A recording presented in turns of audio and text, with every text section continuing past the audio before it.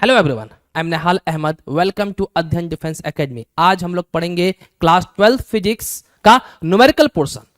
जैसा कि 13 chapters theoretical portion upload हो चुका है।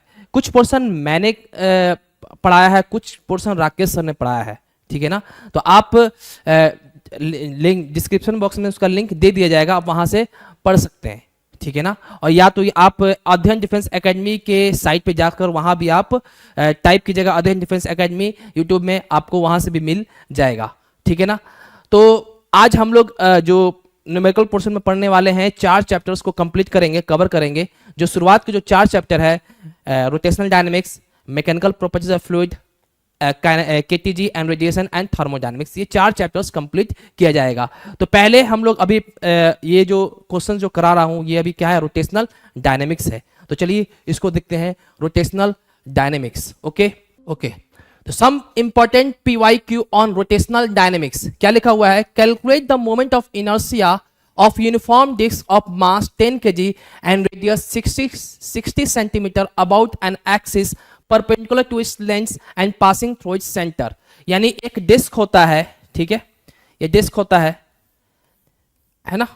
ये कह रहा है कि इसका जो रेडियस है वो कितना है हमारा, 60 सेंटीमीटर है, और इस डिस्क का जो मास है वो कितना है हमारा, 10 kg है। ओके ना। ये कह रहा है कि मोमेंट ऑफ इनर्शिया किसके अबाउट निकालना है, इसके अबाउट निकालना है, ऐसे, यानी क्या ऐसे कह सकते हो, ये दिस पोर्शन, इसके अबाउट हमें मोमेंट ऑफ इनर्शिया निकालना है डिस्क का, ठीक है ना। तो क्या होता है formula, what is the moment of inertia of disk, I equal to mr²/2 होता है। ओके ना। तो मास कितना दिया हुआ है, 10 दिया हुआ है, r का वैल्यू कितना दिया हुआ है, 60 सेंटीमीटर दिया है। तो इसको स्टैंडर्ड फॉर्म में चेंज करेंगे तो क्या आएगा, 0.6 का स्क्वायर बाई 2। जब इसको सॉल्व करेंगे तो इसका जो वैल्यू आने वाला है 1.8 kg मीटर स्क्वायर। समझ में आया? ये तो आसान क्वेश्चन था, बहुत ही ज्यादा आसान था, है ना। ये मार्च 2022 में आया था। नेक्स्ट है, ये जुलाई 2022 में आया था, ठीक है ना। ओके, इसमें क्या है, the surface density of a uniform disk of radius 10 centimetre is 2 kg per metre square. यानी ये क्या दे रहा है कि एक हमारा यूनिफॉर्म डिस्क है, ठीक है, ओके, यूनिफॉर्म डिस्क है जिसका रेडियस कितना दिया हुआ है, हमें 10 सेंटीमीटर दिया हुआ है। तो इसको हम क्या करेंगे, मीटर में चेंज करेंगे, क्या होगा, 0.1 मीटर हो जाएगा। ओके ना। अब ये सरफेस डेंसिटी क्या होता है, हमने बस पढ़ाया है, आप रोटेशनल डायनेमिक्स में आप लेक्चर्स में देख लेंगे सरफेस डेंसिटी होता क्या है।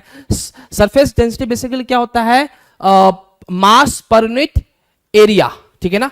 तो यहां पे सिग्मा इक्वल टू क्या दिया हुआ है, इसको सिग्मा से रिप्रेजेंट करते हैं 2 kg पर मीटर स्क्वायर।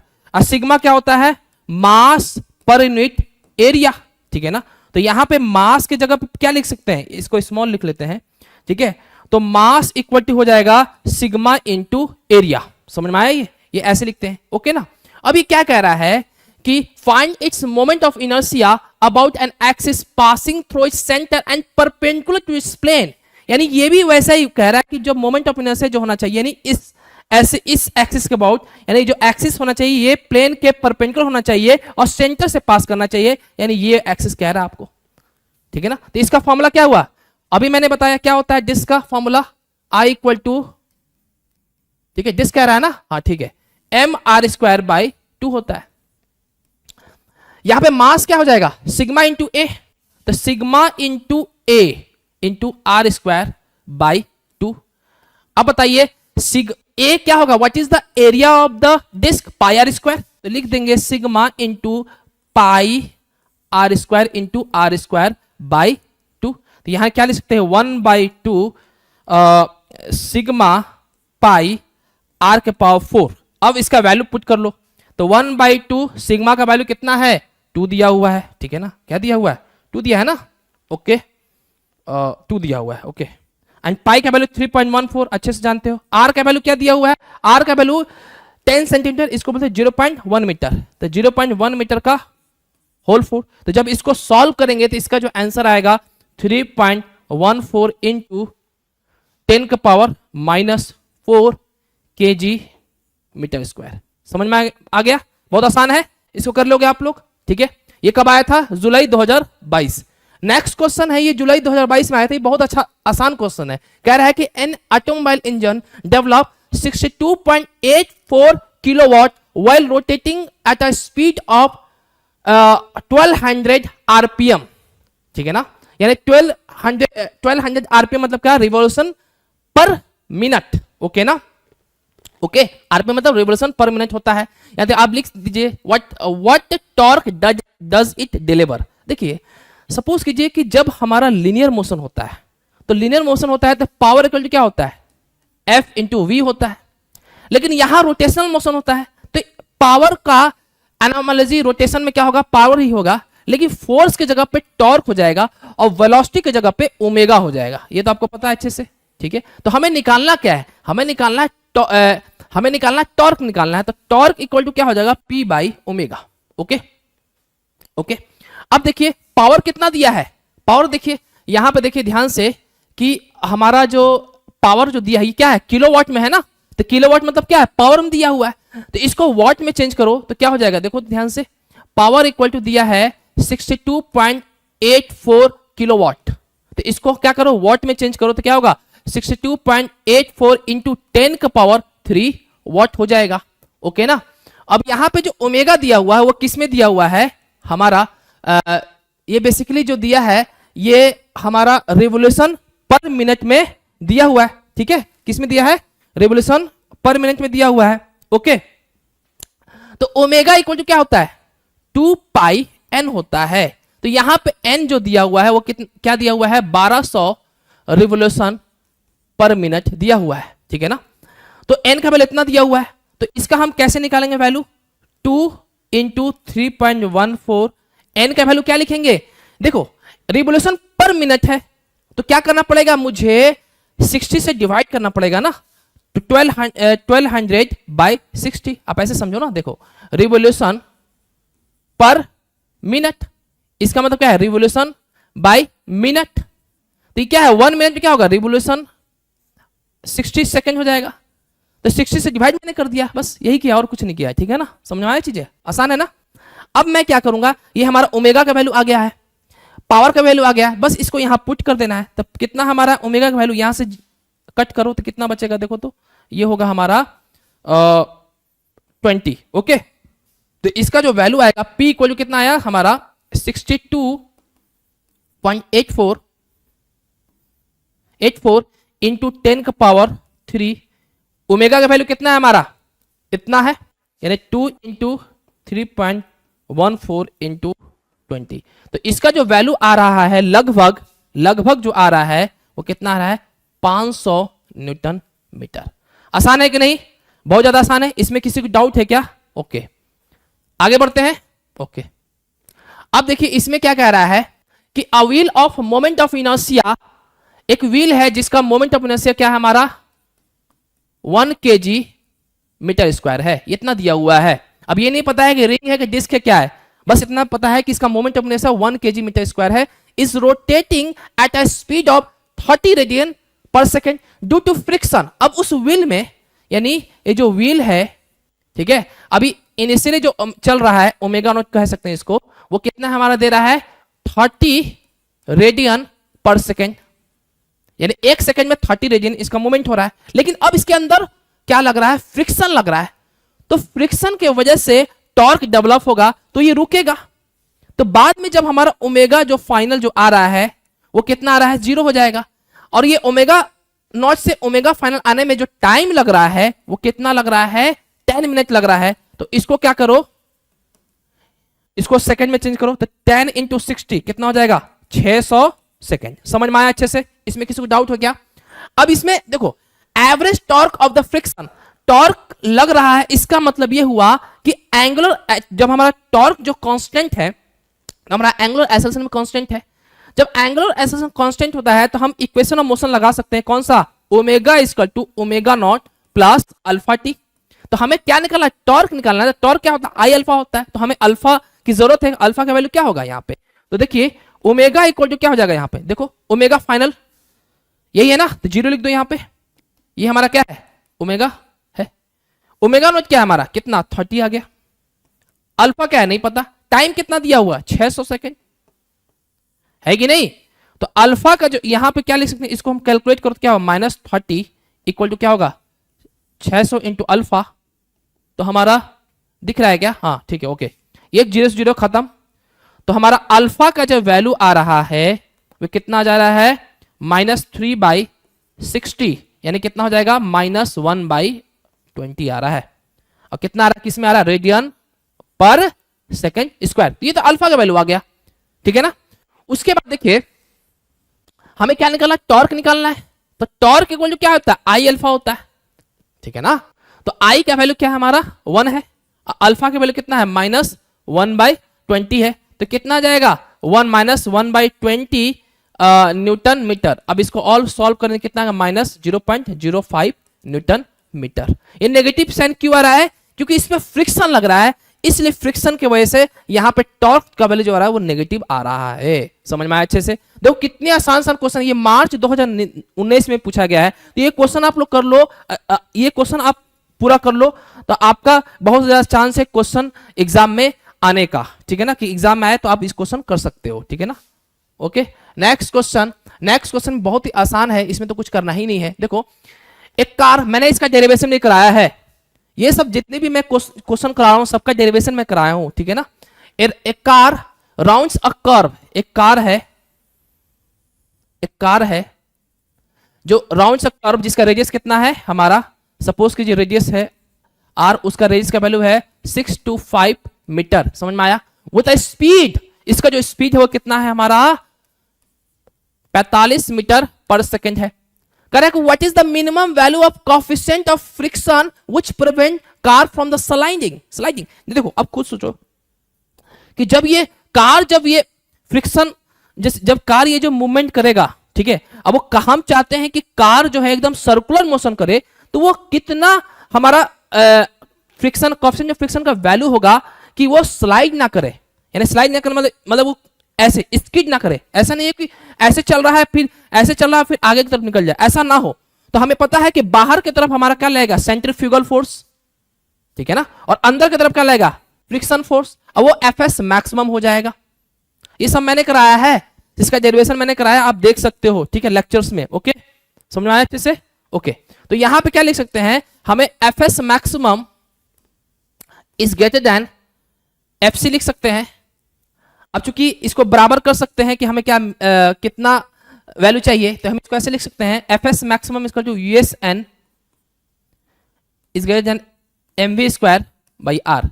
अब एन क्या हो जाएगा, देखो देखा ध्यान से कि यहां पे कार है, तो नॉर्मल फोर्स ऊपर की तरफ, एमजी अंदर की तरफ, तक एन इक्वल टू क्या हो जाएगा, एमजी हो जाएगा, तो म्यू एस एमजी हो जाएगा is greater than MV square by, ये सब कराया गया है, आप देख लेना, ठीक है। तो हमारा जो म्यू एस का जो वैल्यू आएगा वो मिनिमम वैल्यू क्या आएगा, देखो कितना आ जाएगा, v square by r g, यानी मिनिमम वैल्यू हमारा कितना हो जाएगा, US equal to v square by r g होगा, ठीक है। अब म्यू एस का वैल्यू क्या हो जाएगा, देखो ध्यान से, वी स्क्वायर कितना है, वी कितना है हमारा, कितना मैंने बताया 45, यानी क्या करेंगे 45 का स्क्वायर, ओके। आर का वैल्यू बताइए कितना है, 625 इंटू जी का वैल्यू कितना है 9.8, ओके। हमेशा याद रखना कि जी का वैल्यू 9.8 हमेशा रखना, लेकिन जी का वैल्यू 10 कब रखेंगे, जब वो गिवन रहता है तब। अगर गिवन नहीं दिया है तो जी का वैल्यू आपको 9.8 रखना है, इसका याद रखना आपको, ओके। तो कितना हो जाएगा 45 इंटू 45 अपन में 625 इंटू 9.8, तो इसका जो वैल्यू आ रहा है कैलकुलेट कर लेना तुम लोग 0.33, ओके। आसान है ना, ओके। अब देखिए ये भी बहुत अच्छा आसान क्वेश्चन है, जुलाई 2019 में है, बहुत आसान सा क्वेश्चन पूछा है ना, तो इसलिए ज्यादा आपको चिंता करने की जरूरत नहीं है, बस एक बार आपको थ्योरेटिकल पोर्शन देखना है, उसका फॉर्मूला पढ़ना है। इतनी आसान सा क्वेश्चन है कि मैं क्या बताऊं, ठीक है। Find the frequency of revolution of round disco stage, एक डिस्को स्टेज है ना, जिसका एंगुलर स्पीड जो है, एंगुलर स्पीड क्या दिया है 300 डिग्री, देखो डिग्री पर सेकंड में दिया है, रेडियन में नहीं दिया हुआ है, हमारा रेडियन स्टैंडर्ड फॉर्म होता है, तो किस में दिया है, इतना दिया है, समझ में आया। तो कह रहा है कि फ्रीक्वेंसी निकालिए, क्या निकालना है, फ्रीक्वेंसी निकालना है, ओके। तो इसको कैसे करेंगे, ओके तो क्या होता है omega equal to 2 pi f होता है। तो सबसे पहले हम इसको स्टैंडर्ड फॉर्म में चेंज कर देते हैं। ओके तो देखो 300 डिग्री दिया है तो 300 इंटू क्या करेंगे इसको रेडियन में चेंज करेंगे तो क्या करेंगे पाई बाई 180 से डिवाइड करेंगे तो क्या आ जाएगा हमारा रेडियन पर सेकंड में आ जाएगा। ओके ना ठीक है ना। तो क्या करेंगे इसको काटा पीटी करेंगे तो क्या होगा ये 5 ये कितना होगा 3 सही है सही लिखे क्या हाँ 5/3 ओके 5/3 रेडियन पर सेकेंड ये हमारा ओमेगा का वैल्यू आ गया। अब हमें क्या निकालना है फ्रीक्वेंसी निकालना है। फ्रीक्वेंसी क्या होता है omega equal to 2 pi f यानी देखो ओमेगा इक्वल टू क्या होता है 2 पाई एफ होता है। एफ का वैल्यू मुझे निकालना है तो एफ क्या हो जाएगा हमारा बोलिए जल्दी से ओमेगा अपॉन 2 पाई होता है। अरे बोलिए ना ठीक है। तो देखिए ध्यान से ओमेगा का वैल्यू क्या हो जाएगा यहां पे कितना मैंने निकाला है 5 पाई/3 ओके इंटू 2 पाई इंटू 2 पाई। तो इसको जब हम कैलकुलेट करेंगे तो 5 पाई/3 इंटू 2 पाई तो पाई से पाई मर गया तो क्या बचेगा 5/6 हर्ज। समझ में आया ये आपका आंसर है। देखिए कितने आसान सा क्वेश्चन आ रहे हैं देखे ना है ना। ओके अब देखिए ध्यान से ये भी बहुत आसान क्वेश्चन है इसमें तो कुछ करना ही नहीं है। देखिए ध्यान से क्या है the frequency of revolution of particle performing circular motion changes from 60 the frequency of revolution of a particle performing circular motion changes from 60 rpm। ये क्या दिया हुआ n1 दिया है 60 rpm रिवोल्यूशन पर मिनट है और n2 कितना दिया है हमारा 180 rpm। ठीक है कि अगर कोई पार्टिकल है जो सर्कुलर मोशन कर रहा है जिसका पहले स्टार्टिंग में 60 rpm है बाद में 180 rpm हो जा रहा है। अच्छा 60 से 180 जाने में इसका जो टाइम है वो कितना ले रहा है 20 सेकंड ले रहा है। तो calculate the angular acceleration of the particle alpha निकालना है। तो इसमें कुछ है ही नहीं है ना बहुत आसान है। अल्फा निकालना मतलब क्या इक्वेशन ऑफ मोशन का यूज करेंगे ओमेगा इसको omega naught plus alpha T ये यूज करेंगे और हमारा हो जाएगा। लेकिन ओमेगा निकालना पड़ेगा तो पहले ओमेगा नॉट निकालिए फिर ओमेगा निकालिए। तो ये हमारा क्या इससे क्या होगा देखो ध्यान से इसको बोलेंगे ओमेगा 1। अब इसको हम omega naught initial angular speed जो होगा वो क्या होगा इसको हम क्या करेंगे रेडियन पर सेकंड में चेंज करेंगे तो क्या होता है 2 पाई n1 होता है। ये याद रखना ओमेगा इक्वल टू क्या होता है 2 पाई n होता है। इसको याद रखो ये जो वैल्यू आता है रेडियन पर सेकंड में आता है ये आता है रिवोल्यूशन पर मिनट। ठीक है तो इसको 60 से डिवाइड करेंगे तो रिवोल्यूशन पर सेकंड हो जाएगा तब तो यहां पर सेकंड में आएगा। ओके ना रेडियन पर सेकंड में आएगा। ओके तो यहां पे देखिए बहुत आसान है इसमें कुछ करना ही नहीं है। n1 का वैल्यू कितना है 2 पाई n1 का वैल्यू कितना है बताइए 60 रिवोल्यूशन पर मिनट है तो 60 से क्या करना है डिवाइड करना पड़ेगा तो कितना हो जाएगा 2 पाई रेडियन पर सेकंड। आसान है कि नहीं आसान है हो गया। अब देखिए अब क्या करेंगे हम यहां पे ओमेगा 2 जिसको हम ओमेगा कहेंगे 2 पाई n2 तो क्या हो जाएगा हमारा 2 पाई n2 कितना है 180 60 से डिवाइड कर देंगे तो क्या आ जाएगा हमारा 2 पाई इंटू 3 यानी कितना हो जाएगा 6 पाई रेडियन पर सेकेंड हो जाएगा। कितना आसान है कि नहीं। अब देखो टाइम दिया हुआ है 20 सेकेंड तो ये लगा सकते हैं इक्वेशन ऑफ मोशन तो omega equal to omega naught plus alpha t. तो ओमेगा क्या हो जाएगा हमारा बताओ जल्दी से लिख नहीं रहा है क्या हो रहा है व्हाट इज दिस। अच्छा यहां पर होगा ओमेगा का वैल्यू कितना है हमारा 2 पाई नहीं सॉरी 6 पाई। ओमेगा नॉट का वैल्यू कितना है हमारा 2 पाई प्लस अल्फा टाइम कितना है टाइम बताइए जल्दी से 20। आसान है ना। तो यहां पे इसको सॉल्व करोगे तो कितना आ जाएगा यहां पर आएगा 6 pi minus 4 pi equal to कितना हो जाएगा 20 अल्फा। ओके अब उसके बाद देखो क्या करेंगे तो कितना हो जाएगा हमारा ओ सॉरी यहां 4 पाई नहीं यहां पे 2 पाई होगा। ओके तो कितना हो जाएगा हमारा 4 पाई तो 4 पाई इक्वल टू क्या हो जाएगा 20 अल्फा। तो अल्फा का जो वैल्यू आएगा वो हमारा हो जाएगा 4 पाई बाई 20 यानी अल्फा का जो वैल्यू आएगा 5 बाई 4 5 20 यानी कितना रेडियन पर सेकंड स्क्वायर। देखिए कितना आसान क्वेश्चन है। इतना आसान क्वेश्चन तो मैंने जिंदगी कभी देखा ही नहीं है ना। पाई का वैल्यू पुट कर लीजिए पाई का वैल्यू पुट कर लीजिएगा, आंसर ला दीजिएगा। ठीक है, यहाँ पे 3.14/5। अब जो भी आंसर है आप लिख लीजिएगा। ओके, बहुत आसान क्वेश्चन है। ठीक है ना, आगे आगे बढ़ते हैं। आगे देखिए ये क्वेश्चन क्या है, ये भी एक बहुत ही आसान क्वेश्चन। देखिए ये वही वाला क्वेश्चन है जो मैंने अभी कराया है, म्यूएस का जो वैल्यू 0.33 लाया, वो वही वाला क्वेश्चन है। ठीक है ना, तो इसको आप कैसे करोगे, वही वैसे ही करोगे जैसे मैं बताया हूं। कैसे बताया हूं, देखो कि ये क्या कर रहा है कि एक फ्लैट कर्व है on highway has radius of curvature, यानी आर का वैल्यू कितना दिया हुआ है, 400 मीटर दिया हुआ है। समझ में आ रहा है? A car goes around a curve at speed, speed कितना दिया है, जो कार का जो स्पीड है वो कितना दिया है, 32 मीटर पर सेकंड दिया है। व्हाट इज द मिनिमम, देखिए what is the minimum coefficient of friction that will prevent the car from sliding, वही म्यूएस दिया है। ठीक है ना, तो क्या था formula, mu s equal to v square by r g था ना, यही था ना, है ना। तो बस फॉर्मूला लगाओ, आंसर पाओ, है ना। तो 32 इंटू 32 अपॉन में आर का वैल्यू कितना है बताओ जल्दी से, आर का वैल्यू कितना दिया है 400 इंटू जी का वैल्यू 9.8, तो इसका जो आंसर आ रहा है 0.26 है। ओके ना, आसान है कि नहीं बताइए, बहुत ही ज्यादा आसान क्वेश्चन है। ठीक है, जैसे कार जब ऐसे हाईवे में चलेगा, तो जब हाईवे में चलेगा तो क्या होगा, इस तरफ हमारा सेंट्रीफ्यूगल फोर्स लगेगा और इस तरफ क्या लगेगा हमारा स्टैटिक फ्रिक्शन फोर्स लगेगा, और वो कह रहा है कि मिनिमम होना चाहिए, तो ये एफ एस मैक्सिमम करेंगे। तो वही हम करेंगे यहाँ पे कि एफ एस मैक्सिमम जो होना चाहिए वो गेट एन इक्वल टू क्या होना चाहिए, सेंट्रीफ्यूगल फोर्स होना चाहिए। अब इसी को तुमको डिराइव कर लेना है, डिराइव करके ये लाना है, जैसा कि मैंने पिछले क्वेश्चन में बताया वैसा ही करना है। आसान है कि नहीं, आसान है, बहुत आसान है। ठीक है ना, ओके चलिए आगे बढ़ते हैं। आगे क्या है ये भी क्वेश्चन बहुत ही आसान है।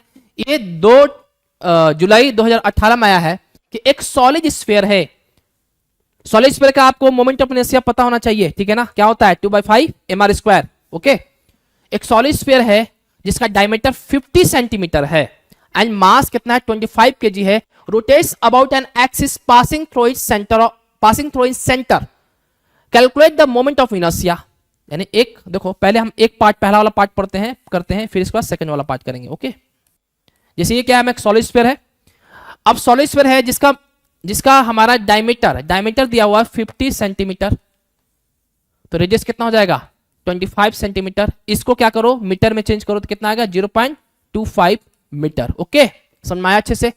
मास कितना दिया हुआ है बताइएगा जल्दी से, मास कितना दिया हुआ है 25 kg। बहुत ही आसान, बहुत ही आसान, वेरी इजी। ओके, अब कह रहा है कि मोमेंट ऑफ इनर्शिया जो है एक्सिस से पास कर रहा है, जो क्या आ रहा है, मतलब ऐसे एक्सिस जो सेंटर से पास होता हो, यानी इसके अबाउट पूछ रहा है, देखो ऐसे।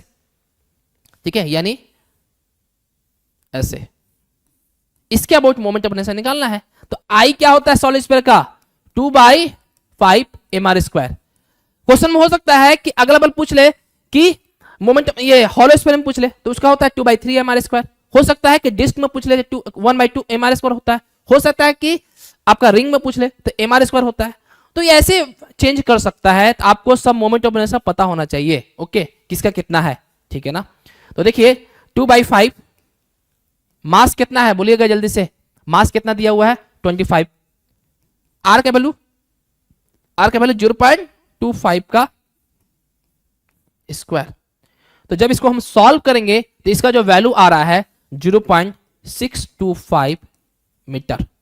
मीटर क्यों होगा क्या, केजी मीटर स्क्वायर। ठीक है ना, 0.625 केजी मीटर स्क्वायर। अब देखिए नेक्स्ट क्वेश्चन में क्या कह रहा है, नेक्स्ट में क्या कह रहा है, if its angular velocity changes from 2 radian to 12 radian in 5 second. यानी क्या कह रहा है कि हमारा इनिशियल एंगुलर जो स्पीड है वो कितना है 2 रेडियन पर सेकेंड है, और ओमेगा फाइनल वाला एंगुलर स्पीड कितना दिया है 20 रेडियन पर सेकेंड, और 2 से 12 आने में इसको 5 सेकेंड लग रहा है। कितना, 5 लग रहा है ना। ओके, तो हमें क्या निकालना है, टॉर्क निकालना है। टॉर्क क्या होता है, आई अल्फा होता है। तो ये एक अल्फा मुझे पता नहीं, तो अल्फा कैसे निकालेंगे, इक्वेशन ऑफ मोशन का यूज करके निकालेंगे। तो पहले अल्फा निकालेंगे, तो टॉर्क आई अल्फा, तो आई कहां से आएगा, यहां से आएगा, और अल्फा के साथ मल्टीप्लाई कर देंगे, टॉर्क आ जाएगा। कितना आसान है ना। तो क्या करेंगे, omega equal to omega naught plus alpha t.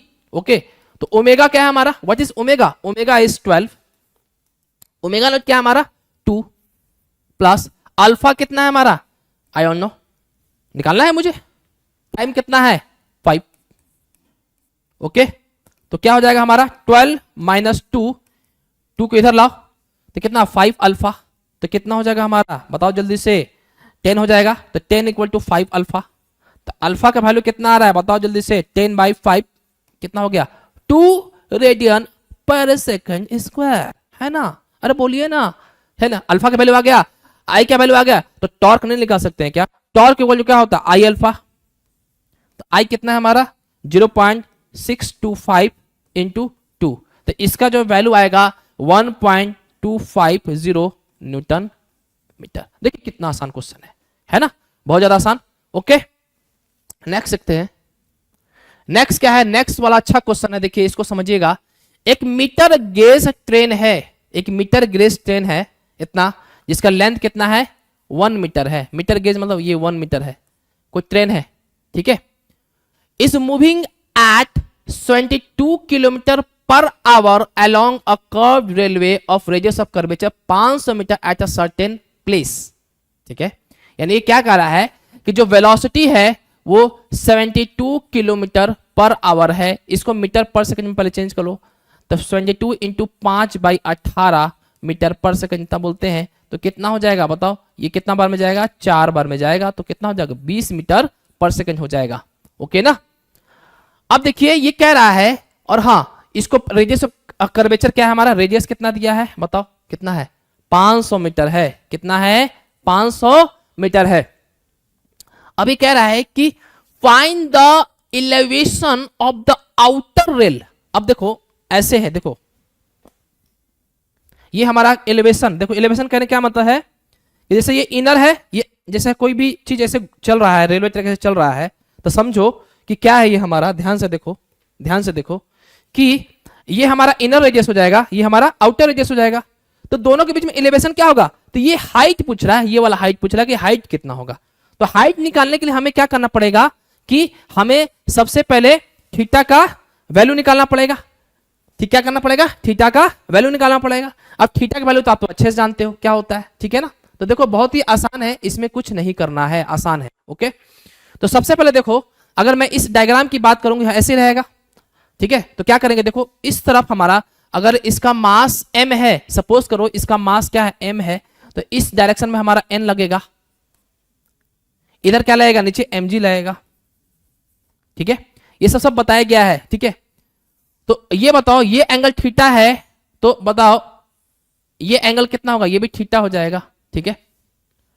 तो ये बताओ ये कितना होगा n cos थीटा हो जाएगा, और ये क्या हो जाएगा हमारा n sin थीटा हो जाएगा, n sin थीटा, है कि नहीं, क्लियर। ओके, सही है क्या, नहीं सही नहीं है, ये नहीं होगा n sin थीटा, कौन सा होगा, ये होगा n sin थीटा, ये होगा हमारा n sin, दिख रहा है क्या n sin थीटा, नहीं दिख रहा है। चलो मैं यहां से ये डायग्राम यहां नहीं बनाऊंगा, बनाता हूं तुमको कहां से, इसको इरेज कर देता हूं। देखो बेसिकली क्या है ना कि ये है, यहाँ पे एक ब्लॉक रखा हुआ है, इसका लेंथ जो है कितना दिया है 1 मीटर दिया हुआ है, ये हमें h निकालना है, ठीक है। तो ये अगर इस मास m है तो ये इधर क्या होगा नॉर्मल फोर्स होगा, इधर क्या होगा mg फोर्स होगा, देखो ये सब चीज बताया गया थियोरेटिकल पोर्शन में, ठीक है ना। और देखो यहाँ पे नॉर्मल फोर्स होगा, तो ये अगर हमारा थीटा है तो ये हमारा एंगल कितना हो जाएगा, ये हमारा कॉम्पोनेंट क्या होगा n का, तो ये भी हमारा थीटा हो जाएगा, तो ये हमारा n cos थीटा हो जाएगा। और इधर क्या होगा हमारा सेंट्रीफ्यूगल फोर्स, तो इधर क्या हो जाएगा हमारा n cos n sin theta हो जाएगा। जब हमारा n cos थीटा ये होगा तो n sin थीटा हो जाएगा, है ना। तो हम क्या करते हैं, देखो दोनों का n sin theta equal to क्या हो जाएगा हमारा n sin theta equal to fc हो जाएगा, fc हो जाएगा, और n cos theta equal to क्या है हमारा n cos थीटा जो mg के बराबर हो जाएगा। दोनों को डिवाइड करोगे तो क्या आएगा tan थीटा हो जाएगा, होगा ना, दोनों को डिवाइड करो तो n खत्म, तो fc बाई mg, fc का वैल्यू क्या होता है mb स्क्वायर बाई आर अपन में mg, यहां m खत्म हो गया, तो tan थीटा का वैल्यू क्या आया tan theta equal to v square by r g हो गया, ठीक है। आसान है कि नहीं, बहुत बोलो, ठीक है। तो यहां पे क्या करना है tan theta equal to v का वैल्यू कितना निकाला हमने, v का वैल्यू 20 मीटर पर सेकेंड, यानी 20 का स्क्वायर करो। r का वैल्यू कितना दिया है 500, रेडियस 500 दिया है ना, और g का वैल्यू 9.8 दिया हुआ है, तो 9.8 लिखो। तो जब मैं इसका थीटा निकालूंगा, यहां पे tan इनवर्स हो जाएगा ना, ऐसे tan इनवर्स 400 बाई 500 इंटू 9.8 होगा। तो इसका जो वैल्यू आ रहा है थीटा का, वो कितना आ रहा है 4 डिग्री 40 मिनट आ रहा है। ठीक है, अब ये थीटा आ गया है, जब ये थीटा आ गया है तो यहां पे बना देता हूं। ठीक है, तो ये h नहीं निकाल सकता हूं क्या, क्या होगा h, ये हमारा क्या है, ये पूरा l है, ये पूरा l दिया है ना, यहां से लेके l पूरा दिया हुआ है, मतलब कि ये जो है देखो ध्यान से, ये हमारा h है, ये हमारा क्या है l है, ये हमारा क्या है थीटा है। तो बताओ h का वैल्यू क्या होगा, h इक्वल टू क्या होगा l साइन थीटा, होगा कि नहीं होगा, अरे बोलिए ना।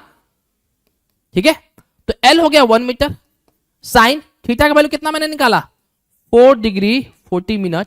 तो इसका जो वैल्यू आ रहा है वो आ रहा है 8 सेंटीमीटर, यानी 0.08 मीटर अप्रोक्सीमेट, ये इक्वल टू हो जाएगा 8 सेंटीमीटर। समझ में आया, ये बहुत ही आसान क्वेश्चन है, हालांकि ये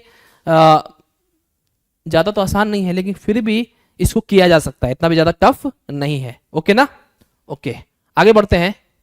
ओके चलिए, अब नेक्स्ट क्वेश्चन जो है ये क्या कह रहा है कि a vehicle is moving on a circular track, वो surface in incline towards the horizon angle of 10 degree, maximum velocity with which it can move safely is 36 kilometre per hour, calculate the length of the circular track. ये क्या कह रहा है, जैसे length of circular track का मतलब क्या कर रहा है, जैसे ये हमारा है, जैसे हमारा एक कार है, ऐसे चल रहा है, देखो ध्यान से, ऐसे एंगल बना रहा है, ठीक है ऐसे, ठीक है ऐसे ऐसे चल रहा है। तो ये जो लेंथ है सर्कुलर ट्रैक का, उसका लेंथ निकालना है, क्या निकालना है, ऐसे लेंथ निकालना है।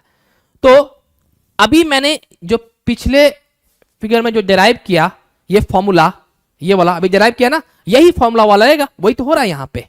ठीक है ना, तो देखो कैसे करेंगे। ओके देखो ध्यान से, अब ये बेसिकली हमें क्या निकालना है, ये देखो ये थीटा दिया हुआ है, थीटा कितना दिया है 10 डिग्री दिया हुआ है। ओके, यहां पे क्या है मास m है, अब मैं फिर से वही नहीं करूंगा। ठीक है, वेलोसिटी कितना दिया है 36 किलोमीटर पर आवर, तो हमारा मीटर पर सेकंड में कितना हो जाएगा 36 इंटू 5/18, यानी कितना हो जाएगा 2, यानी 10 मीटर पर सेकंड हो जाएगा। आसान है ना, पाई का वैल्यू भी दिया हुआ है। ओके, तो करना क्या है, हमने क्या निकाला अभी tan थीटा इक्वल टू, यहां पे मैंने क्या निकाला है, ये फॉर्मूला देखो क्या निकाला, tan theta equal to v square by r g. ठीक है, तो यहां पे देखो tan theta equal to v square by r g. ठीक है, ओके समझ में आया।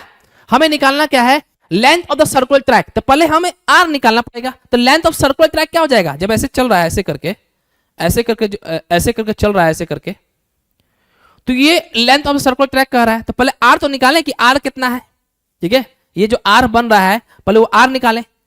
ठीक है ना, अब r होगा तो l इक्वल 2πr होता है, तो लेंथ आ जाएगा सर्कुलर ट्रैक का। ठीक है ना, तो यहां देखो tan, ये बेसिकली ऐसे होगा, देखो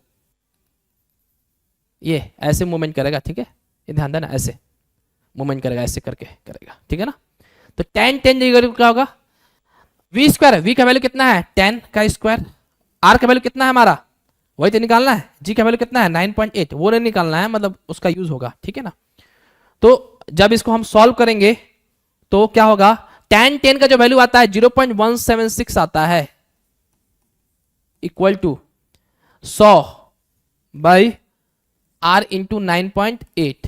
तो r का जो वैल्यू आएगा यहां पे 100 बाई 9.8 इंटू 0.176, तो इसका जो वैल्यू आ रहा है वो कितना आ रहा है 57.88 मीटर, है ना।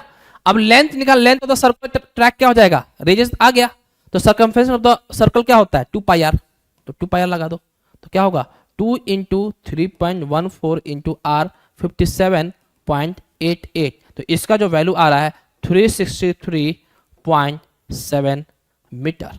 आसान है कि नहीं आसान है? बहुत ज्यादा आसान है। ठीक है, तो बस आपको ये length of the circular track निकालना है। ठीक है, ओके।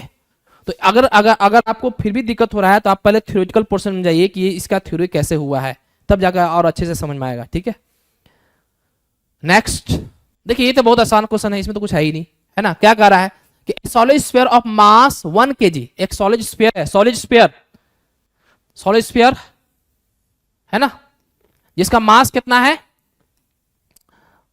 1 kg है।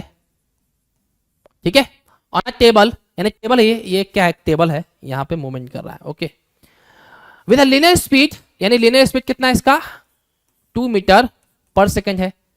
अब इसका रेडियस कितना दिया है, नहीं दिया है क्या? चलिए कोई बात नहीं, रेडियस की जरूरत नहीं है शायद, इसीलिए नहीं दिया है ना, नहीं दिया है ना रेडियस, कोई बात नहीं है ना। तो देखिए निकालना है कि टोटल काइनेटिक एनर्जी होगा। तो देखिए ये क्या है रहा है, हो रहा है रोल हो रहा है, ये रोल हो रहा है। जब रोल होगा, जब ऐसे रोल करके ऐसे करके जाएगा तो इसके अंदर काइनेटिक, ये रोटेशन की वजह से काइनेटिक नहीं जाएगा और लीनियर की वजह से भी काइनेटिक एनर्जी आएगा। तो टोटल काइनेटिक एनर्जी क्या हो जाएगा, total kinetic energy equal to क्या हो जाएगा, रोटेशन की वजह से काइनेटिक एनर्जी, जिसको हम बोलेंगे आर, और लीनियर की वजह से काइनेटिक एनर्जी, जिसको बोलेंगे एल। ये बताओ रोटेशन की वजह से जो काइनेटिक एनर्जी का जो फॉर्मूला होता है वो क्या होता है, 1/2 I omega square.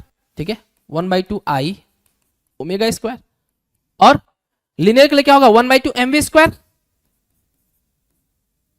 1/2 mv square. Okay, अब बताओ what is the moment of inertia of solid sphere, क्या होता है बताओ, 1/2 इंटू 2/5 mr स्क्वायर, ये होता है कि नहीं होता है, आई का 2/5 mr स्क्वायर, ओमेगा का v इक्वल टू क्या होता है, v equal to r omega, तो ओमेगा इक्वल क्या होगा v बाई आर होता है। लीनियर मोशन का ये रोलिंग का कंडीशन होता है कि v equal to r omega होना चाहिए, है ना, ये कंडीशन होता है, आप देख लेना, पढ़ाया गया आपको, है ना। तो क्या हो जाएगा v बाई, तो रोलिंग का कंडीशन क्या है, v equal to r omega, ये होता है, इसको याद रखो। ओके, तो क्या हो जाएगा का स्क्वायर प्लस 1/2 mv स्क्वायर। ठीक है ना, ओके। तो ये 2 से 2 मर जाएगा, तो क्या बचेगा, यहां देखो एम आर स्क्वायर बाई 5, यहां क्या हो जाएगा v square by r square plus 1/2 mv square, r से आर कैंसल, तो क्या बचेगा देखो mv square by 5 plus mv square by 2। तो जब इसको हम सॉल्व करेंगे कितना आएगा 10, यानी कितना हो जाएगा 2 mv square plus 5 mv square, ये आ रहा है क्या, देखो तो, हाँ ओके। तो कितना आ रहा है 7/10 mv स्क्वायर, तो 7/10, मास कितना दिया हुआ है, मास बता दीजिए 1, एंड वेलोसिटी कितना दिया है 2 का स्क्वायर, यानी कितना हो जाएगा 28/10, यानी कितना हो जाएगा 2.8 जूल। आसान है कि नहीं आसान है, ये मार्च 2017 में आया था, इतना आसान क्वेश्चन पूछा था, है ना, बहुत ज्यादा आसान है ना। आगे बढ़ते हैं, तो नेक्स्ट क्वेश्चन है, ये जुलाई 2017 में आया था। A small body of mass 0.3 kg oscillate in a vertical plane with the help of a string 0.5 meter long with constant speed of 2 meter per second. Its max an angle of 60 degree with the vertical. Calculate the tension in the string. जैसे देखो क्या है कि suppose करो कि जैसे ये एक मास है, ठीक है ना, एक बॉडी ऑफ मास है जिसका कितना है 0.3 kg है, ठीक है, और इसका लेंथ जो है, यानी स्ट्रिंग का जो लेंथ है वो कितना है हमारा 0.5 मीटर है, और जो इसका स्पीड है constant speed with 2 metre per second है, यानी इसका जो कांस्टेंट स्पीड है वो कितना है 2 मीटर पर सेकेंड है। तो बताओ ये जो एंगल जो बन रहा है यहाँ पे वो कितना बन रहा है, कह रहा है कि it makes an angle 60 degree with the vertical, यानी ये 60 डिग्री है, ठीक है। अब कह रहा है calculate the tension in the string, यानी टेंशन निकालना है, ठीक है ना। तो कैसे निकालेंगे, है ना। आप खुद देखिए कि जैसे ये मास m है, ठीक है, तो नीचे की तरफ क्या लगेगा, mg लगेगा, ठीक है, ओके। इसके दो कंपोनेंट होंगे, देखो मास के दो कंपोनेंट होंगे, mg के दो कंपोनेंट होंगे, एक इस तरफ होगा और एक इस तरफ होगा। तो मुझे इसका यूज नहीं करना है, ठीक है ना। तो ये अगर एंगल 60 डिग्री है तो ये भी 60 डिग्री होगा, तो इसका कंपोनेंट ये करेंगे तो क्या होगा, mg cos 60 डिग्री हो जाएगा। और इधर क्या होगा, टेंशन T होगा, मास m है तो स्ट्रिंग से लगा हुआ है, अगर ये सेंटर O है तो इस पे टेंशन T ऊपर की तरफ लगेगा, ठीक है ना। इतना समझ में आया, ओके। अब बाहर की तरफ हमारा क्या लगेगा, सेंट्रीफ्यूगल फोर्स लगेगा FC, जिसका वैल्यू कितना होगा, mv² बाई r। तो r यहां क्या है, रेडियस क्या है, l के बराबर है, तो हम यहां लिख सकते हैं mv² बाई l लिख सकते हैं।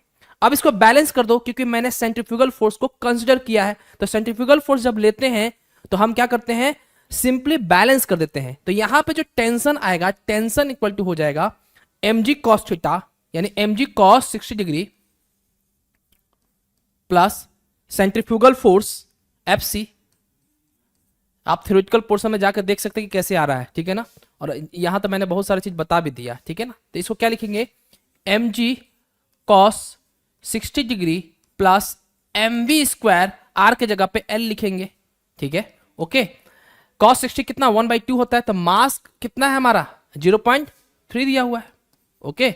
g का वैल्यू कितना दिया है, 9.8 दिया हुआ है, 9.8 लिखो, इनटू cos 60 कितना हो गया 1/2 प्लस मास कितना दिया है 0.3, वी स्पीड कितना दिया है, स्पीड 2 का स्क्वायर, और लेंथ कितना दिया हुआ है, लेंथ 0.5 दिया है। जब मैं इसको जब कैलकुलेट करूंगा टेंशन, तो इसका वैल्यू आ रहा है 3.87 न्यूटन, ओके ना। तो यही टेंशन हमें निकालना है कि जब एंगल 60 डिग्री पे होगा तो इसका टेंशन कितना होगा। तो डिफरेंट डिफरेंट एंगल पे हमारा टेंशन का वैल्यू डिफरेंट आएगा, क्योंकि इस एंगल पे डिपेंड कर रहा है, समझ में आ रहा चीजें, ओके। आगे दूसरा है कि stone of mass 2 kg is rolled in a horizontal circle attached at the end of 1.5 meter long string if the string makes an angle 30 degree with the vertical। ये ऐसे कर रहा है, ये कह रहा है ऐसे, तो ये क्या कर रहा है, एक प्रकार से कॉनिकल पेंडुलम बन रहा है। तो कॉनिकल पेंडुलम का मुझे यहां पे टाइम पीरियड निकालना है। तो कॉनिकल पेंडुलम कैसा बनता है आपको पता है अच्छे से, ये ऐसे होता है ना, ये मैंने इसका डेरिवेशन भी कराया है। तो ये हमारा L का जो वैल्यू है वो कितना दिया है, 1.5 मीटर दिया हुआ है, और string make an angle of 30 degree with the vertical, यानी वर्टिकल से कितना डिग्री है, 30 डिग्री है। समझ में आ रहा है चीजें, ओके। तो L आ गया। अब इसके बाद टाइम पीरियड क्या होता है कॉनिकल पेंडुलम का, अगर ये मास m है, ठीक है ना, मास m कितना है 2 kg दिया हुआ है, ठीक है। तो टाइम पीरियड कितना होता है आपको याद होना चाहिए, 2 पाई रूट L cos थीटा बाई g। थीटा कहां से होना चाहिए, वर्टिकल से होना चाहिए, जैसे 30 डिग्री यहां दिया है तो वहां से होना चाहिए, तब यहां पर थीटा का वैल्यू हम 30 डिग्री रखेंगे। तो क्या होगा 2 पाई रूट L का वैल्यू कितना है हमारा 1.5 cos कितना हो जाएगा 30 डिग्री, और g का वैल्यू कितना है 9.8। तो जब इसको पूरा सम करेंगे, जब उसको पूरा कैलकुलेट करेंगे, तो इसका जो वैल्यू आता है 2.29 सेकेंड, ओके। नेक्स्ट क्वेश्चन करेंगे कि stone of mass 5 kg ties to one end of a rope of length 0.8 metre is rolled in a vertical circle, यानी ऐसे घुमा रहा है, यानी वर्टिकल सर्कुलर मोशन हो रहा है, ठीक है। तो कह रहा है कि find the minimum velocity at the highest point at the Midway point. आपको पता है कि हमारा जो वेलोसिटी होता है हाईएस्ट पॉइंट पे जब वर्टिकल सर्कुलर मोशन होता है तो कितना होता है, रूट RG होता है, मिड पे होता है रूट 3RG, और लोएस्ट पॉइंट पे कितना होता है रूट 6RG होता है। तो यहां पे कह रहा है कि हाईएस्ट पे कितना होगा और मिडवे पे कितना होगा। तो यहां पे जो लेंथ दिया हुआ है रॉप का वही क्या होगा, रेडियस हो जाएगा, और मास कितना है 5 kg है। तो निकाल लेते हैं, देखिए ध्यान से, ये ऐसे है, ठीक है। तो यहां पर अगर मान लो हमारा A पॉइंट है, ये हमारा क्या है B पॉइंट है, ये हमारा C पॉइंट है, और ये हमारा D पॉइंट है। तो ये मैक्सिमम हाइट पे पूछ रहा है कि वेलोसिटी क्या होगा। तो मैक्सिमम हाइट पे वेलोसिटी VV, जिसको हम लोग VH यहां पर रिप्रेजेंट करेंगे, मैक्सिमम हाइट, ठीक है। क्या करेंगे, रूट आर जी। यहां पे आर का वैल्यू क्या है, आर का वैल्यू यहां बेसिकली क्या है, लेंथ, यानी जो लेंथ है इस रॉप का वही हमारा आर हो जाएगा।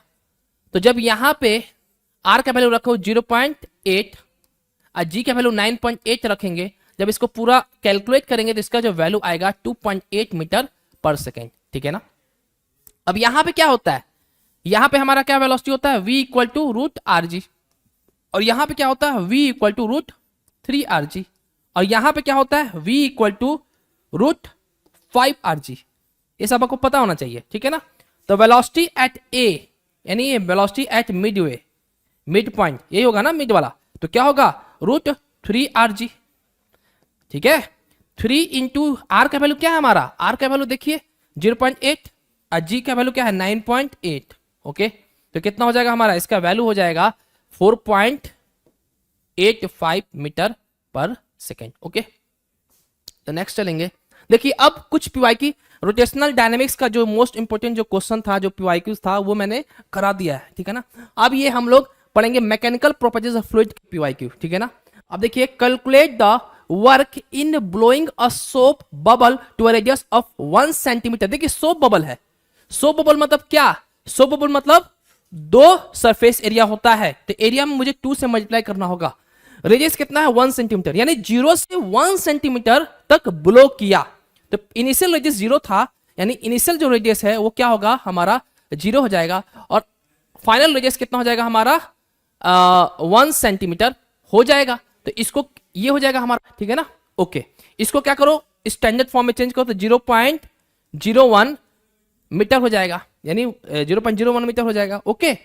तो मुझे निकालना है कि हमारा वर्क कितना होगा, तो वर्क इक्वल टू क्या होता है, T into change in area, ठीक है। अब सरफेस टेंशन कितना दिया हुआ, आप देखो यहां पे कितना दिया है 2.5 होगा, 2.5 इंटू 10 का पावर -2 हो जाएगा।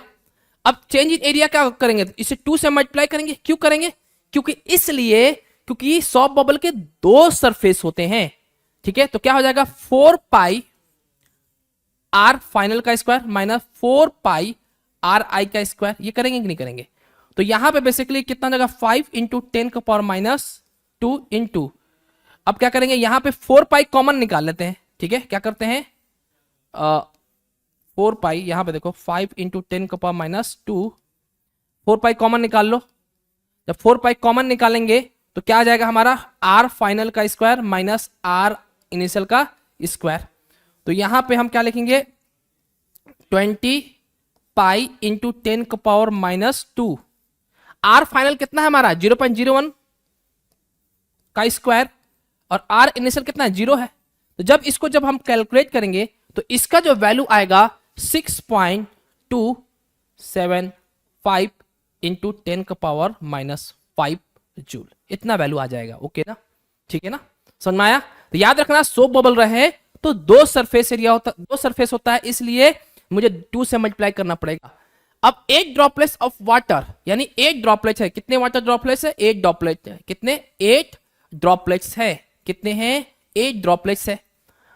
ईच ऑफ रेडियस, यानी आर का जो यानी इसका जो रेडियस है, यानी हर एक ड्रॉपलेट्स का जो रेडियस है वो 0.2 mm है, ओके ना, कितने हैं 0.2 mm है। तो इसको क्या करो, इसको मीटर में चेंज कर दो, कितना हुआ 10⁻³ मीटर। अब ये जो है कह रहा है कि ये जब सारे ड्रॉपलेट्स जब मिल जाते हैं तो एक सारे ड्रॉपलेट्स को मिला के एक ड्रॉपलेट बनाया जा रहा है, ठीक है। तो हमेशा याद रखना कि जब छोटे छोटे ड्रॉपलेट्स जो होता है, जब छोटे छोटे ड्रॉपलेट्स जो होता है, जब बड़े एक ड्रॉप बनता है, ठीक है ना, तो उसका सरफेस एरिया डिक्रीज हो जाता है, और जब एक ड्रॉप बहुत सारे ड्रॉपलेट्स में डिवाइड होता है तो उसका सरफेस एरिया क्या होता है इंक्रीज कर जाता है, ये ध्यान रखना है आपको, ओके, ठीक है। तो कह रहा है कि फाइंड द, यहां तो दे दिया कि find the decrease in surface area, ठीक है ना। तो एक चीज आपको ध्यान रखना पड़ेगा कि हमें पता है कि जब एक ड्रॉपलेट्स को एक सिंगल ड्रॉप में चेंज करेंगे तो एक चीज चेंज नहीं होगा, वो क्या चेंज नहीं होगा, वॉल्यूम चेंज नहीं होगा, ओके ना, ठीक है। क्योंकि हमें स्मॉल आर और कैपिटल आर के बीच में रेडियस मतलब कि रिलेशन निकालना है, ठीक है ना। इसका रेडियस मान लो आर मान लो, इस बड़े ड्रॉप का जो रेडियस है उसको आर मान लो, क्या मान लो आर मान लो। अब ये ड्रॉपलेट्स है तो इसका सरफेस एरिया कितना होगा, एक ही होगा, इसलिए 1 से ही मल्टीप्लाई करेंगे यहां पे। तो वॉल्यूम चूंकि दोनों का सेम है, हम लिखेंगे कि वॉल्यूम इनिशियल इक्वल टू क्या करेंगे, वॉल्यूम फाइनल कर लेंगे, ठीक है। अब क्या करेंगे, 8 से मल्टीप्लाई करेंगे, 8 इंटू 4/3 RI का स्क्वायर, RI का स्क्वायर इक्वल टू RI का स्क्वायर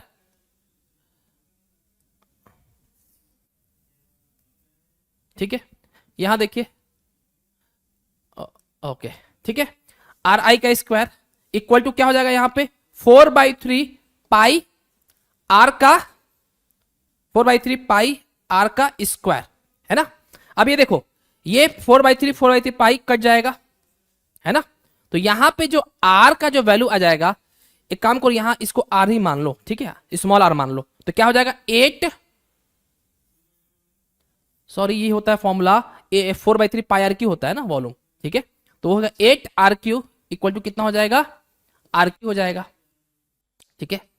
तो हमारा जो R का जो वैल्यू आएगा वो कितना हो जाएगा, 2R हो जाएगा। समझ में आया इतने अच्छे से, ठीक है।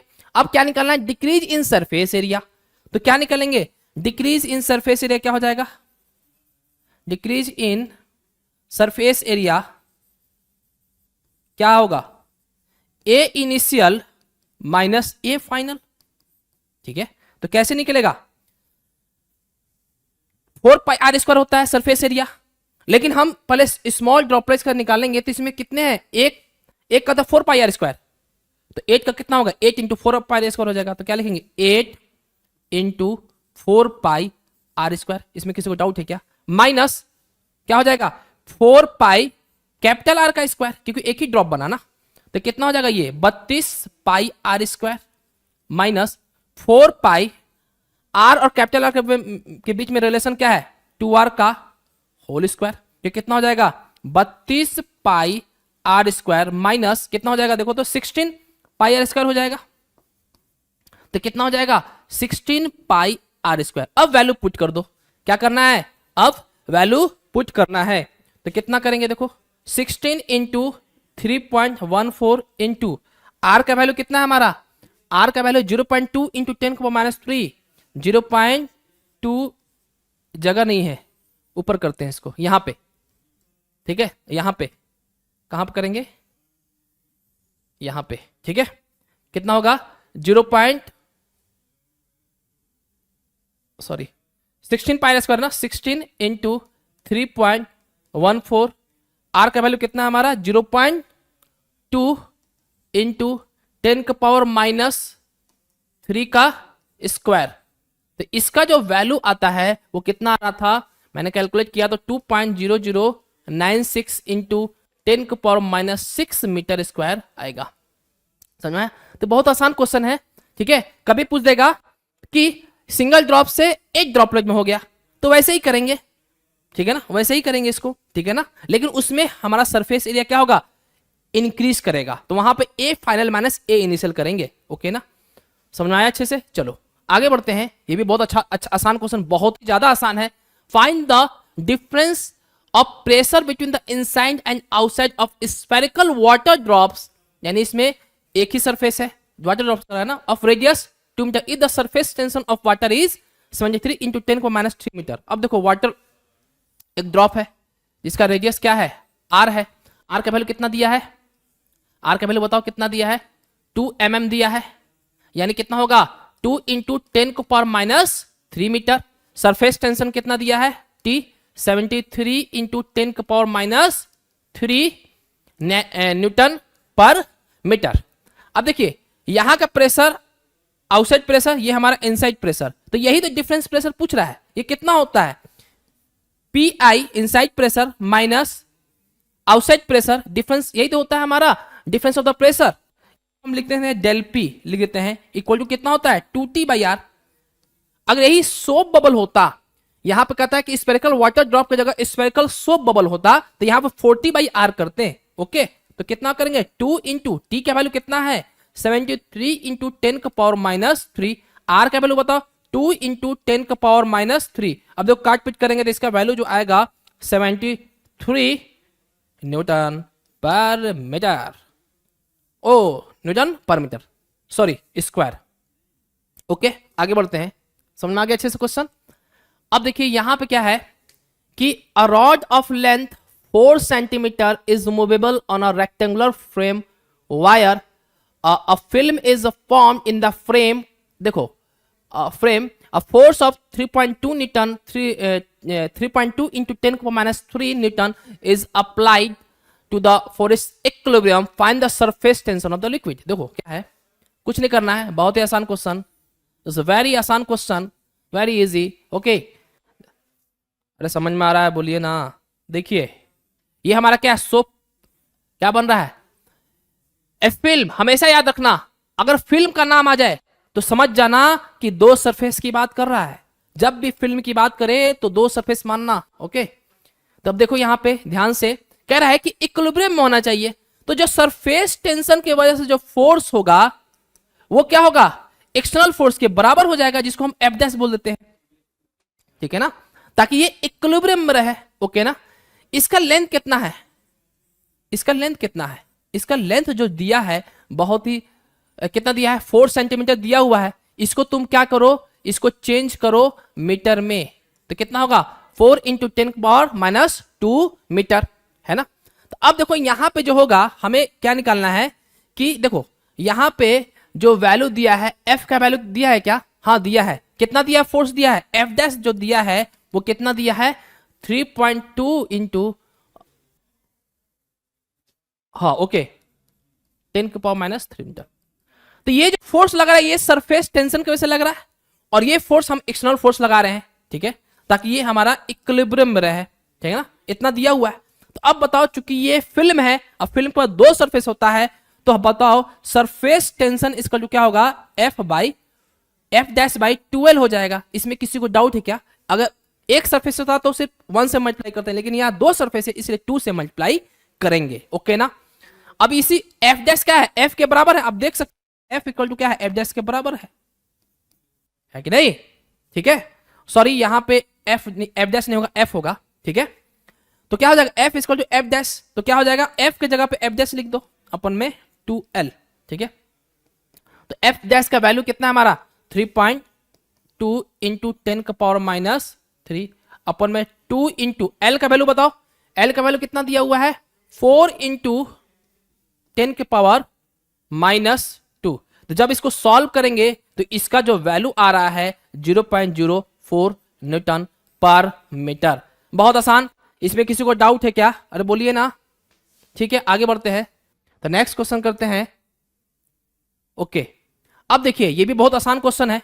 ठीक है, calculate the work done in increasing the radius of soap bubble in air from 1 centimetre to 2 centimetre.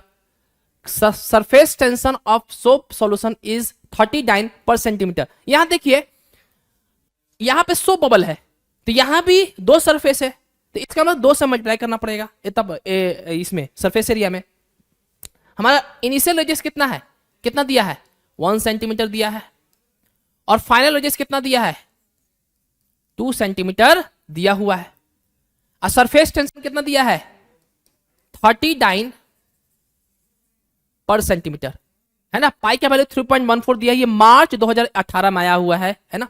अब देखिए ध्यान दीजिए कि ये सारा सीजीएस फॉर्म में है, सेंटीमीटर भी सीजीएस फॉर्म में होता है, डाइन भी सीजीएस फॉर्म में होता है, तो वर्क जो आएगा वो अर्ज में आएगा। समझ में आ रहा चीजें, तो वर्क इक्वल टू क्या होता है, वर्क इक्वल टू टीडीए, ये होता है ना। तो क्या लिखेंगे, इसको ऐसे लिख सकते हैं, 2 से मल्टीप्लाई करना पड़ेगा क्योंकि हमारा ये सोप बबल है। क्या करेंगे 4 पाई आर फाइनल का square minus 4 pi R initial का स्क्वायर। ठीक है, तो सरफेस टेंशन कितना है, अरे बोलिए ना 30 इंटू 2 4 पाई आर एफ कितना है हमारा 2 का square 4 pi R I, R initial कितना है 1 का स्क्वायर। तो इसका जो वैल्यू आएगा 30 इंटू 2 इंटू 4 पाई। अभी ये देखो 4 इंटू -1 कितना 3 हो गया, कैलकुलेशन कर लेना, तो कितना आया देखो तो 12 8 24 24 72 720 पाई अर्ज हो जाएगा।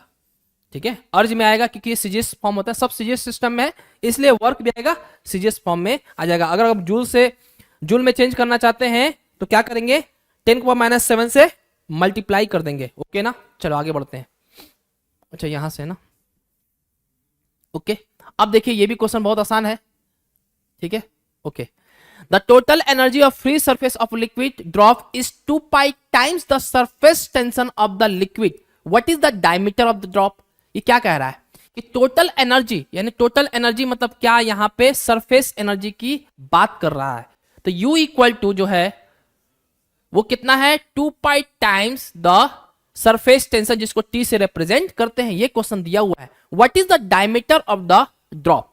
ओके ना, ये डायमीटर पूछा है, कैसे निकालेंगे, all the terms in SI unit हो ना, है ना। अब देखिए यहां पे ध्यान से, आपको पता है कि वर्क इक्वल टू क्या होता है, T इंटू डी होता है, और यही क्या होता है हमारा सरफेस एनर्जी भी होता है, T इंटू डी होता है ना। तो U की जगह पे TDA लिख सकते हैं क्या, तो यहां पे लिख दो TDA इक्वल टू क्या करेंगे हम यहाँ पे 2 पाई T। ठीक है, तो T से T खत्म, तो हमारा जो DA होगा वो कितना है, 2 पाई हो जाएगा। अब कह रहा है कि what is the diameter of the drop, है ना। तो इसका क्या होता है, ड्रॉप कह रहा है ना, तो क्या लिखेंगे 4 पाई R का स्क्वायर। शुरुआत में मान लो 0 था तो 4 पाई स्क्वायर माइनस 0, पहले बाद में R हुआ, शुरुआत में 0 था तो 4 पाई R स्क्वायर माइनस 0 हो जाएगा। शुरुआत का रेजिस क्या है, 0 है, इसलिए मैंने 0 लिखा है, क्योंकि R का वैल्यू क्या हो जाएगा बाद में, वो 0 हो जाएगा ना। ठीक है, इसलिए मैंने यहाँ 0 लिख दिया है। ठीक है, इनटू क्या होगा 2 पाई हो जाएगा। तो यहां बताओ R स्क्वायर इक्वल टू क्या हो जाएगा, 2 pi by 4 pi equal to क्या हो जाएगा हमारा 1/2 हो जाएगा। तो R का वैल्यू क्या हो जाएगा 1/√2 हो जाएगा। अब चूंकि ये डायमीटर पूछ रहा है, क्या पूछ रहा है, डायमीटर, तो डायमीटर क्या होता है 2 टाइम्स ऑफ द रेडियस, तो 2R कर लेंगे, तो 2 इंटू R का वैल्यू क्या है 1/√2 है।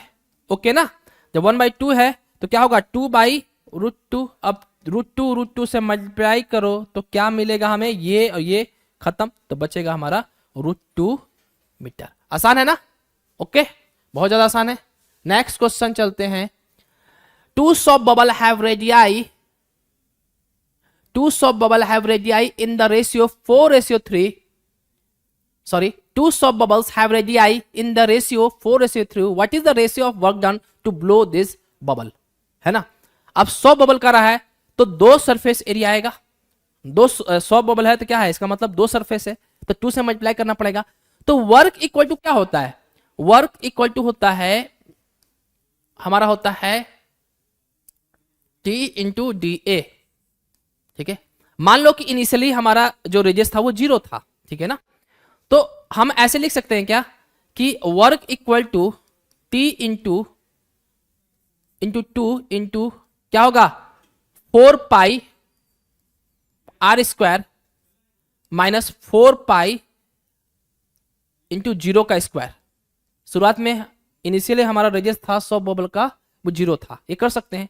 तो अल्टीमेटली हमारा क्या हो जाएगा 8 पाई R स्क्वायर हो जाएगा, वर्क इक्वल टू।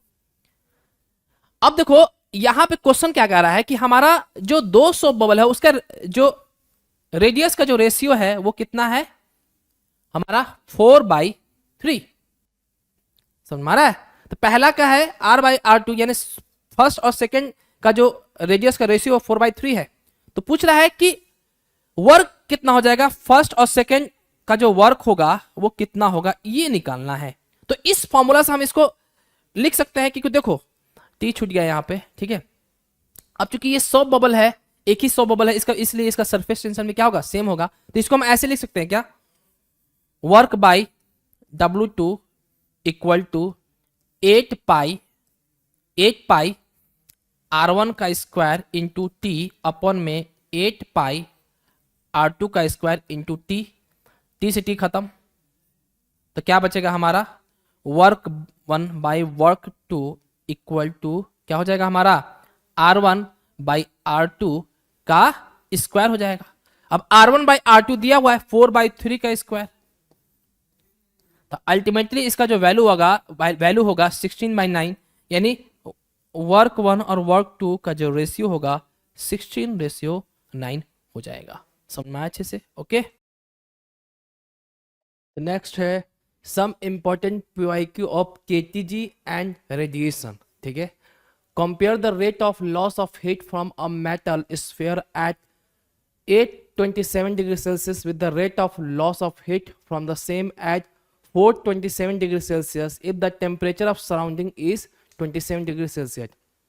यानी जो rate of loss of heat हो रहा है मेटल सरफेस में, ये बेसिकली किससे, स्टेफेंस लॉस है। ठीक है ना, तो जैसे rate of loss of heat क्या था, इसका फॉर्मूला क्या था, R इक्वल टू क्या लिखते थे, dQ/dt, ये लिखते थे, इक्वल टू लिखते थे हम E sigma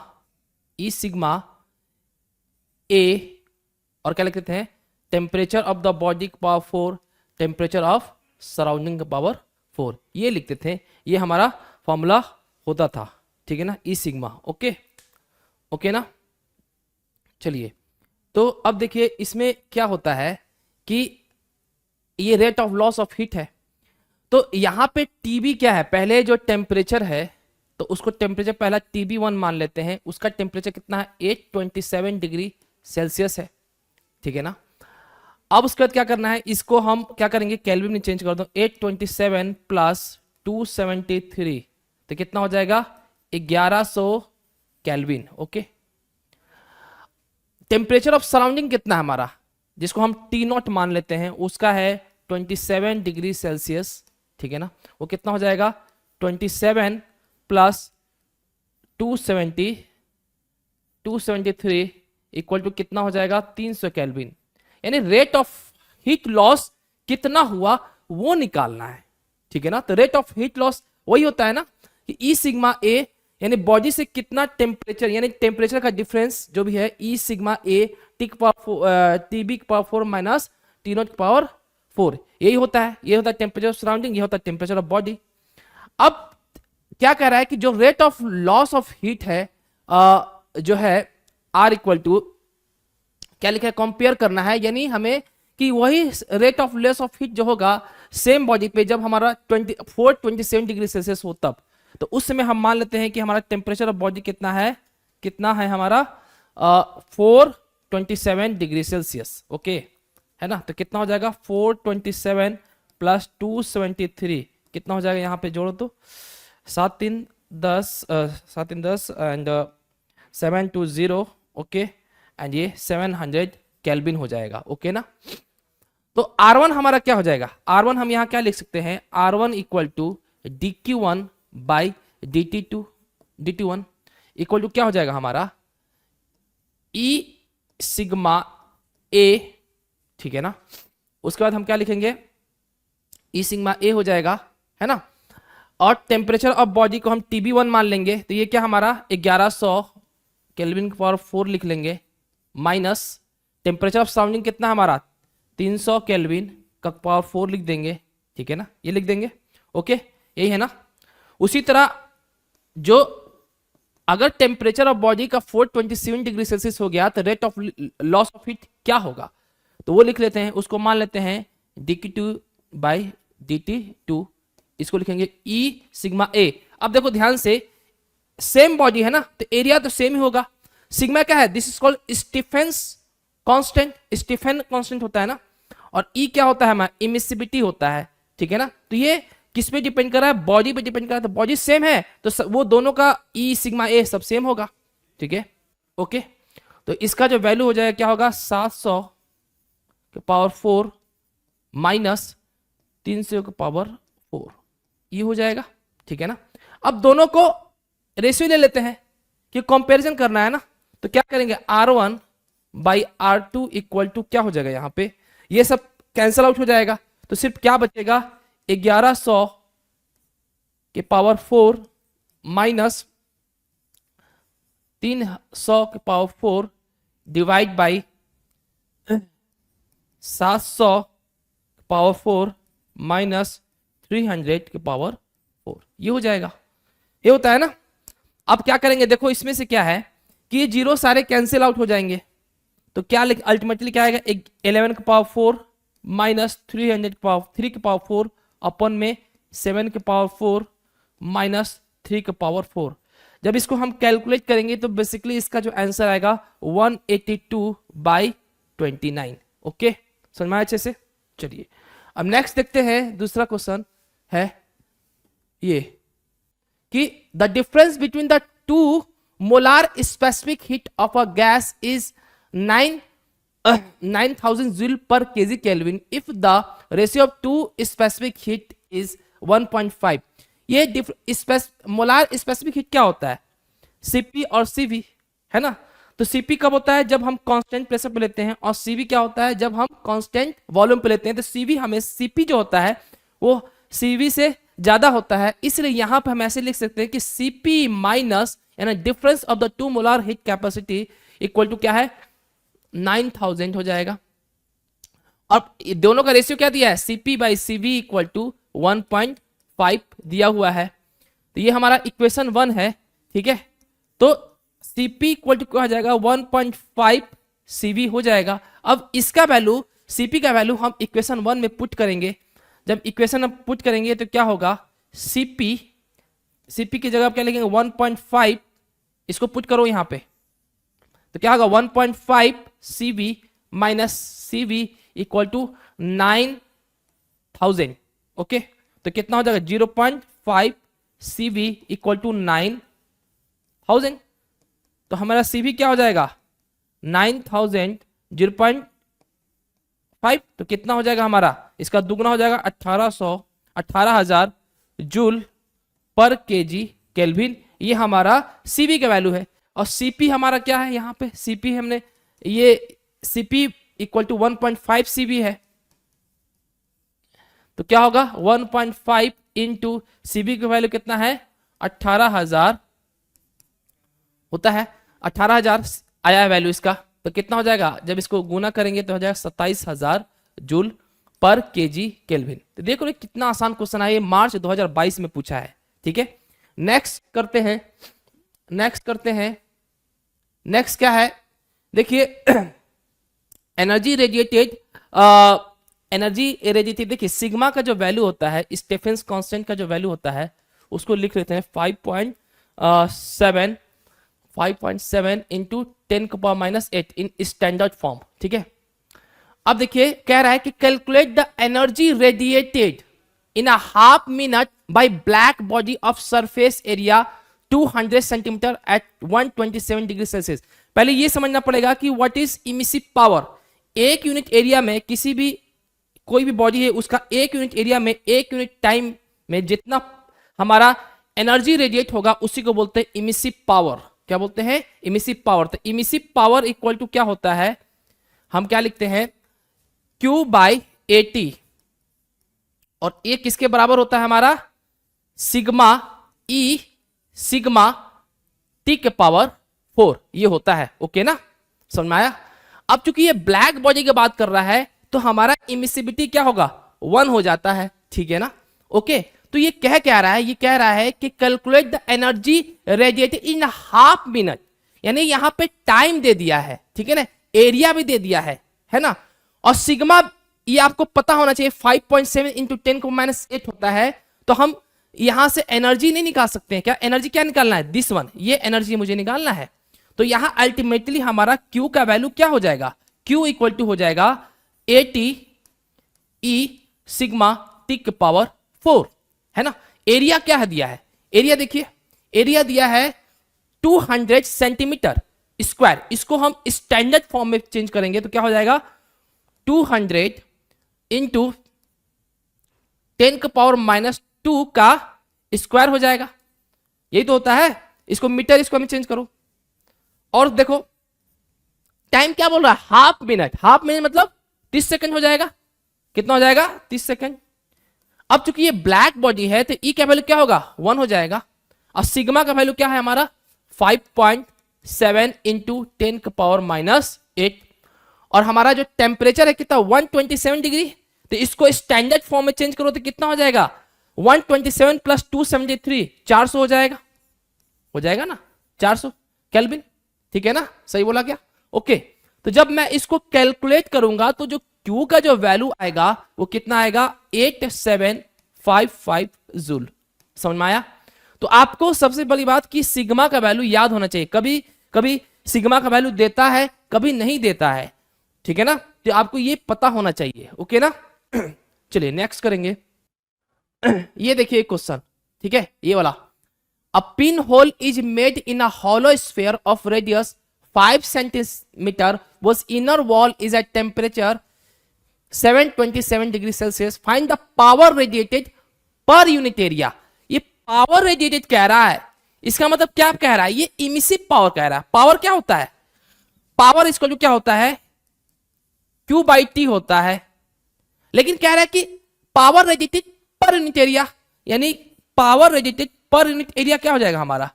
Q by T into A. यही तो हमारा इमिसिव पावर है, इसी को तो बोलते हैं इमिसिव पावर।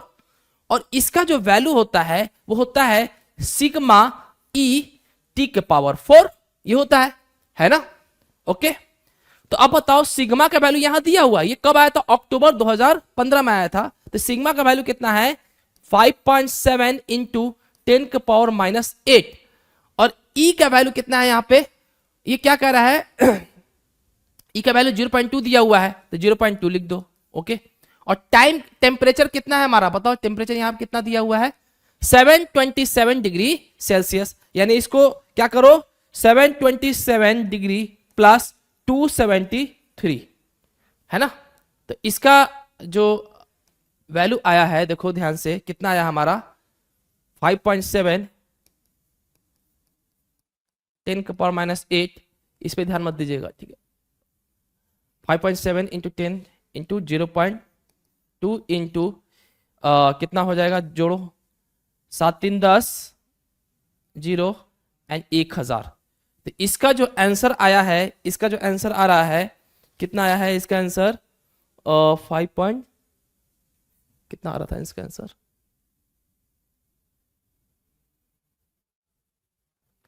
आंसर आया कितना? आंसर है इसका, इसका जो आंसर आया है, ओके, 1.14 इंटू 10 के पावर 4 वॉट पर मीटर स्क्वायर, ठीक है ना?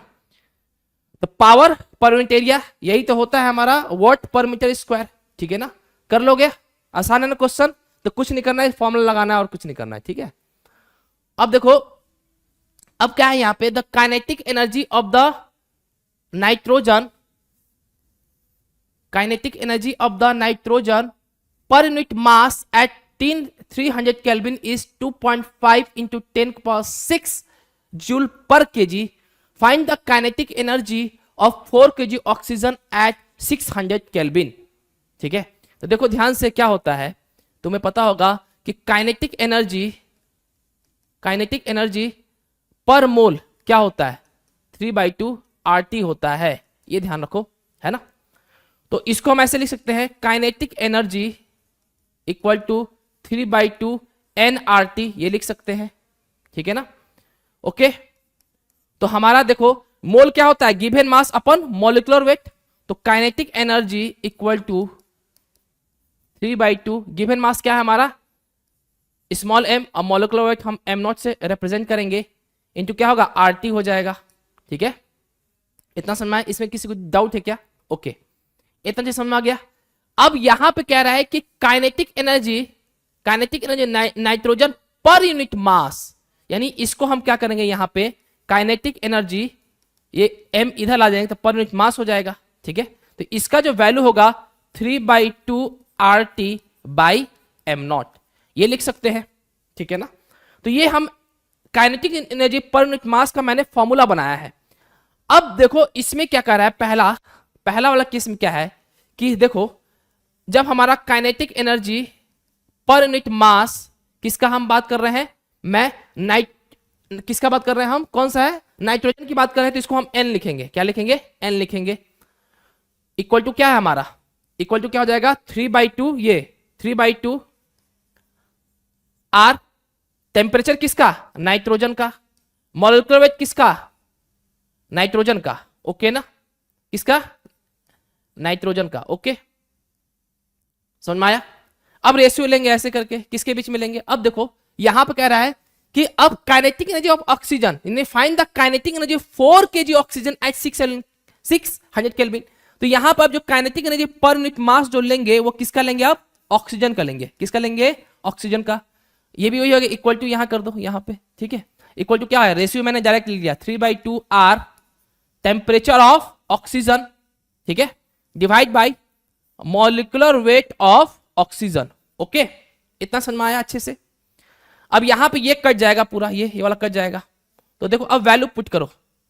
काइनेटिक एनर्जी पर यूनिट मास नाइट्रोजन कितना है? 2.5।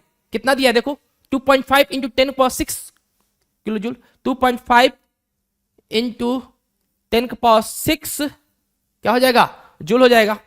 इतना वैल्यू आ गया, divide by kinetic energy per unit मास किसका? ऑक्सीजन का, इक्वल टू टेम्परेचर, नाइट्रोजन के टेम्परेचर कितना है? 300 केल्विन दिया है ना, 300 दिया हुआ है, तो कितना लिखेंगे?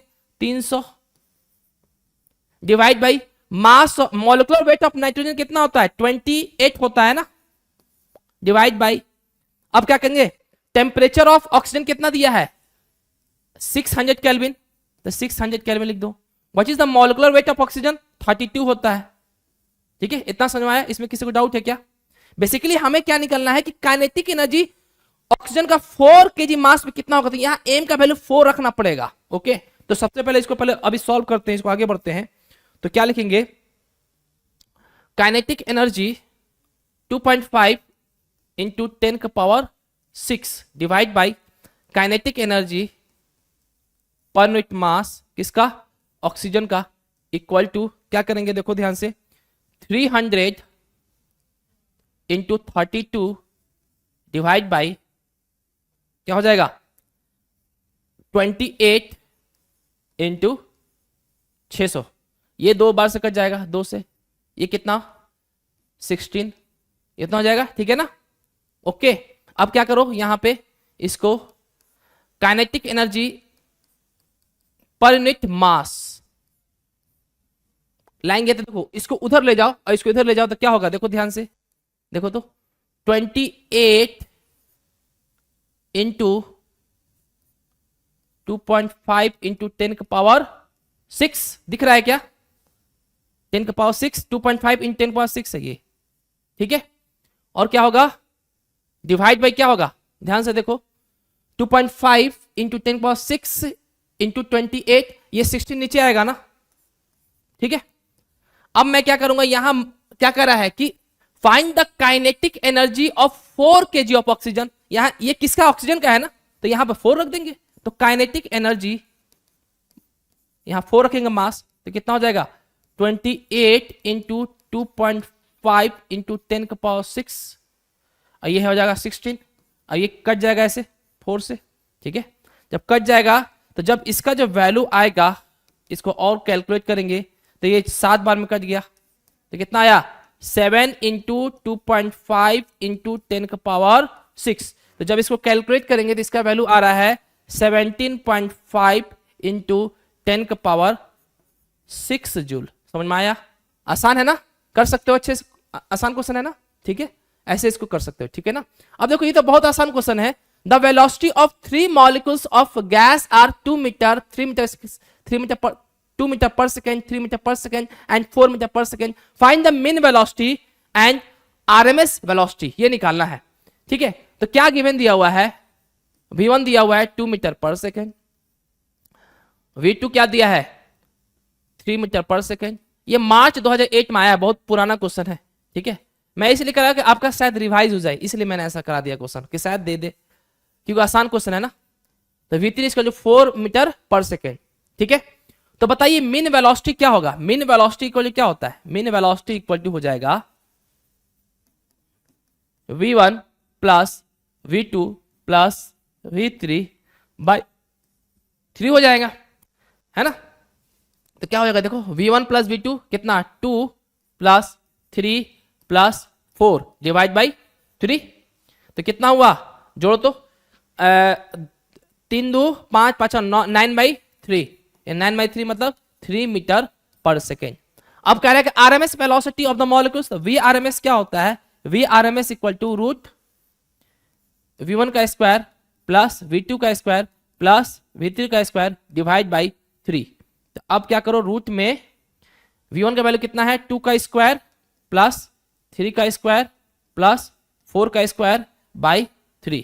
तो कितना हो जाएगा हमारा 4 प्लस 9 प्लस 16 बाई 3, कितना हो जाएगा 29 बाई 3। तो इसका जो वैल्यू आएगा वो आएगा 3.109 मीटर पर सेकेंड। ठीक है ना, समझ में आया अच्छे से? ठीक है ना।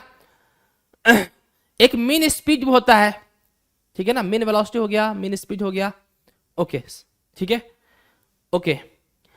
अब उसके बाद आगे बढ़ते हैं, तो नेक्स्ट पढ़ेंगे हम लोग PYQ, some important PYQ of thermodynamics, यानी थर्मोडायनेमिक्स का इंपॉर्टेंट पीवाईक्यू पढ़ेंगे जो मार्च 2023 में आया था। ठीक है ना, ये क्या है, an ideal monatomic gas is adiabatically compress so that its final temperature is twice its initial temperature।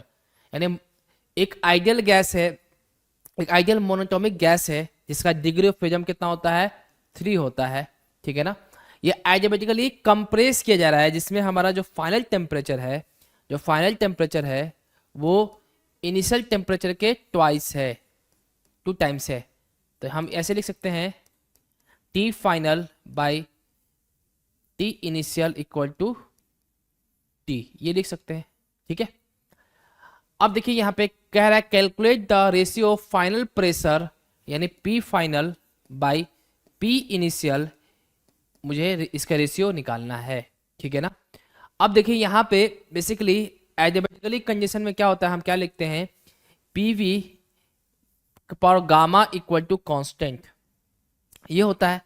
तो सबसे पहले गामा का वैल्यू निकाले, तो गामा का वैल्यू होता क्या है, ठीक है, गामा का वैल्यू कैसे निकाल, गामा इक्वल टू क्या होता है CP बाई CV होता है। ठीक है, इसको कैसे लिखते हैं F/2 plus 1 into R, CP होता है, CV क्या होगा F/2 इंटू R, R से R कट करो तो क्या हो जाएगा डिग्री ऑफ फ्रीडम F क्या, F का वैल्यू 3/2 प्लस 1 अपॉन 3/2, यानी कितना हो जाएगा 5/2 अपॉन 3/2, यानी हमारा जो गामा का जो वैल्यू आया वो कितना आया 5/3। तो यहां हमने गामा का वैल्यू कितना निकाला है 5/3 निकाल दिया है। ओके, अब इसका ये प्रोसेस कट कर दे रहा हूं। ठीक है, ओके, आप स्क्रीनशॉट करके नोट कर सकते हैं। ओके, तो इसको मिटा देता हूं मैं, ठीक है, क्योंकि जगह लेगा, क्योंकि और बहुत सारा चीज सॉल्व करना है इसमें। ठीक है ना, इसको बहुत ही संभाल के इस क्वेश्चन करना है। ठीक है, इसमें गलती होने का चांस बहुत ज्यादा है। ओके, तो क्या लिखेंगे, देखो पीवी का गामा इस कांस्टेंट होता है, तो इसको हम ऐसे लिख सकते हैं क्या, P इनिशियल V इनिशियल के power gamma equal to P final V final के पावर गामा, ये होता है। अब हमको पता है PV इक्वल टू क्या होता है nRT होता है, क्या होता है PV इक्वल टू nRT होता है।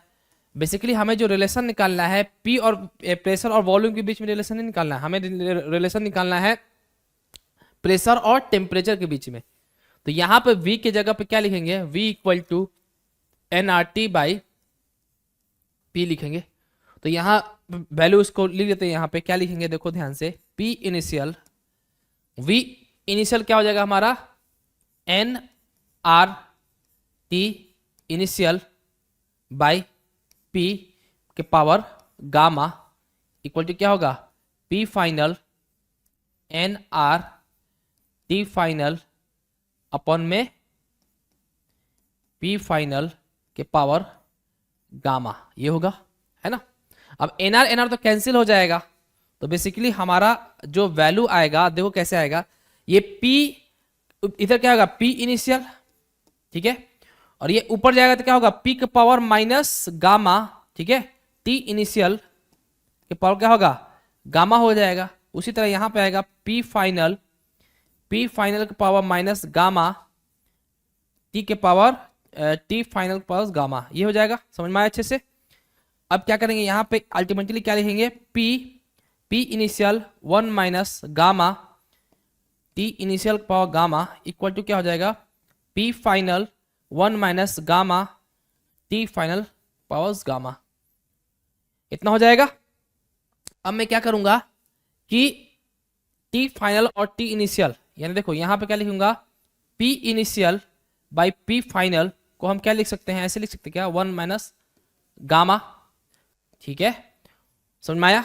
और इसको लिख सकते हैं T final by T initial के पावर गामा, ठीक है।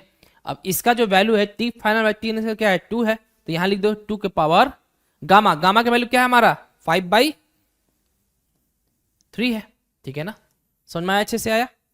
अब यहां पे क्या लिखेंगे, P initial by P final, gamma का वैल्यू लिख दो, कितना आया 1 माइनस 5/3, ओके। यहां पे क्या है 2 के पावर 5/3 है, ओके ना।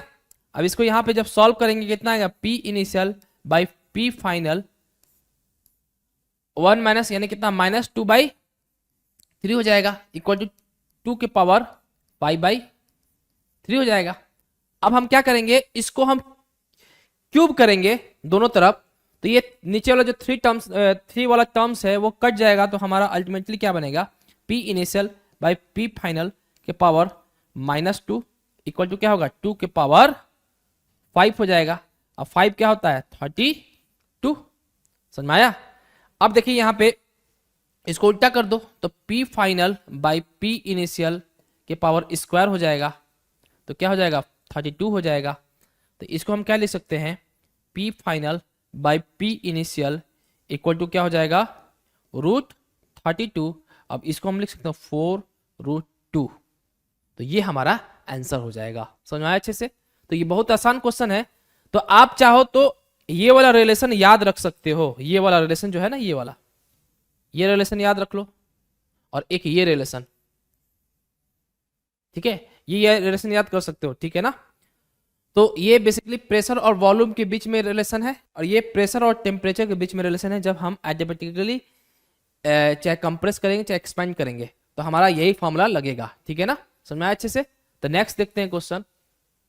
नेक्स्ट क्वेश्चन क्या है, the initial pressure and volume of gas enclose in a cylinder are 2 × 10⁵ newton per metre square and 6 × 10⁻³ metre cube respectively. यानी P इनिशियल कितना है हमारा, बता दो जल्दी से, 2 × 10⁵ न्यूटन पर मीटर स्क्वायर होता है, एंड हमारा V इनिशियल कितना दिया है 6 ×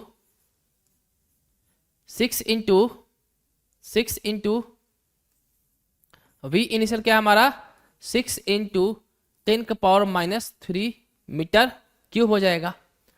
अब कह रहा है कि if the work done in compressing the gas at constant pressure is 150 joule, यानी प्रेशर क्या है कांस्टेंट है, तो वर्क डन क्या है, क्या कह रहा है वर्क डन, यानी ये क्या हो रहा है, इसमें क्या लिखा हुआ है कि कंप्रेस किया जा रहा है, यानी गैस को कंप्रेस किया जा रहा है। इसका मतलब ये हुआ कि हमारा जो सराउंडिंग है वो सिस्टम पे वर्क कर रहा है, इसका मतलब सिस्टम पे काम किया जा रहा है, तो वर्क डन तो नेगेटिव आएगा, तो कितना हो जाएगा 150 जूल। और ये कह रहा है कि हमारा प्रेशर क्या है कांस्टेंट है, इसका मतलब P फाइनल हमारा क्या हो जाएगा, वही रहेगा 2 × 10⁵ न्यूटन पर मीटर स्क्वायर। तो बताना है कि find the final volume of the gas, यानी V फाइनल हमें निकालना है। तो वर्क डन इसको जो क्या लिख सकते हैं, जब हमारा एट कांस्टेंट प्रेशर होता है तो ये वर्क इक्वल टू क्या होता है P del V। अब इसको क्या लिख सकते हैं, वर्क इक्वल टू P, ठीक है, क्या होगा P इनिशियल लिखो चाहे फाइनल, जो भी लिखना है लिख लो, प्रेशर तो कांस्टेंट है, ठीक है, तो क्या होगा V final minus V initial. तो यहां पे जो P इनिशियल है, इसका जो P फाइनल है वो क्या है P के बराबर है, तो यहां पे प्रेशर हमारा कितना है 2 × 10⁵। V फाइनल कितना है वो निकालना है, V इनिशियल कितना है हमारा बता दो जल्दी से, 6 × 10⁻³ और हमारा वर्क कितना है, वर्क हमारा नेगेटिव आएगा, -150 जूल में दिया है ना, तो -150 जूल लिख दीजिए, ओके। अब इसको सॉल्व कर लीजिए, तो इसको सॉल्व कैसे करेंगे, -150 है ना। अब इसको कैसे करोगे, 2 × 10⁵ VF, ठीक है, अब उसके बाद कैसे करोगे, यहाँ पे -3 है क्या यहाँ पे, हाँ ओके, इसका कितना है 12 इंटू 10⁻³ है ना, 12 अब प्लस ये है ना, यहाँ पे ये भी तो है, इंटू 10⁵ है, ठीक है ना। तो अल्टीमेटली इसका वैल्यू कितना है -150 इक्वल टू 2 इंटू 10⁵ VF है ना, माइनस कितना हो जाएगा, ये देखो 3 जीरो हो जाएगा ना, तो कितना हो जाएगा 12,000 हो जाएगा, सही है ना।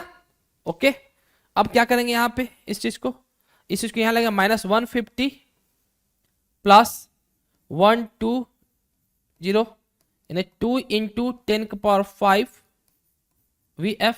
ओके, तो ये कितना हो जाएगा 1200 में से 150 गया, 1050 होता है ना, 00 1200 है क्या, और 1200 हो जाएगा ना यहाँ पे, ये इसको एक मिटा दो, ये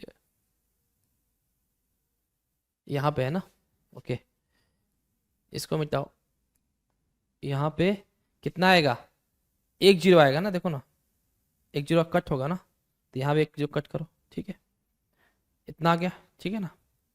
ओके चलो समझ में आया, तो कितना 1050 इक्वल टू कितना हो जाएगा हमारा 2 इंटू 10⁵ VF।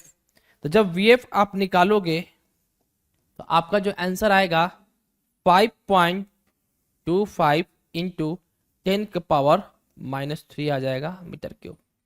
देख लेना कहीं शायद हो सकता है कि इसका कैलकुलेशन मिस्टेक हो, तो आप देख लेना, ठीक है ना। लेकिन जो मैंने ये लगाया क्वेश्चन ना वो सही है, ठीक है यहां तक सही है। ओके ओके, यहां देखिए ये क्या है 104 kilo joule of work is done on a certain volume of gas if the gas release 125 kilo joule of heat, calculate the change in internal energy of the gas.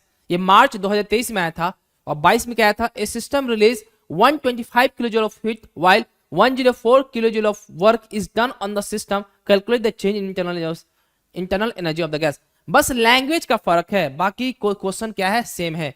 तो कह रहा है कि 104 kilo joule of work is done on a certain volume of gas, यानी इस पे यानी हमें क्या हो रहा है सिस्टम पे काम किया जा रहा है, इसका मतलब वर्क कितना है, work equal to -104 kilo joule ये है, ठीक है ना।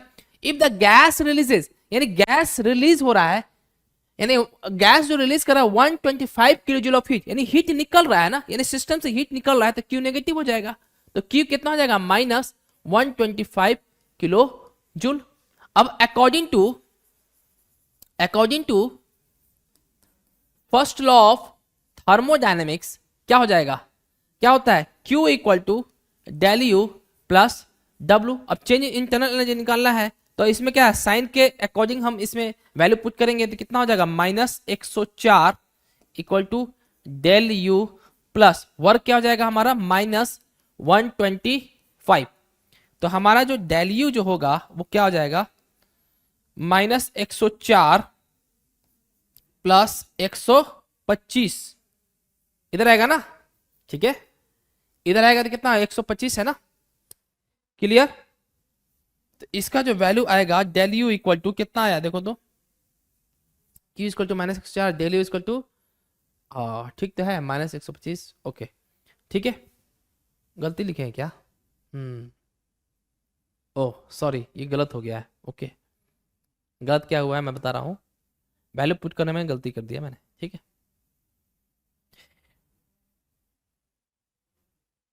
ओके यहाँ देखिएगा ये Q का वैल्यू कितना है हमारा -125 है यहाँ पे, डेल यू वर्क कितना है हमारा -104 है, अब सही है।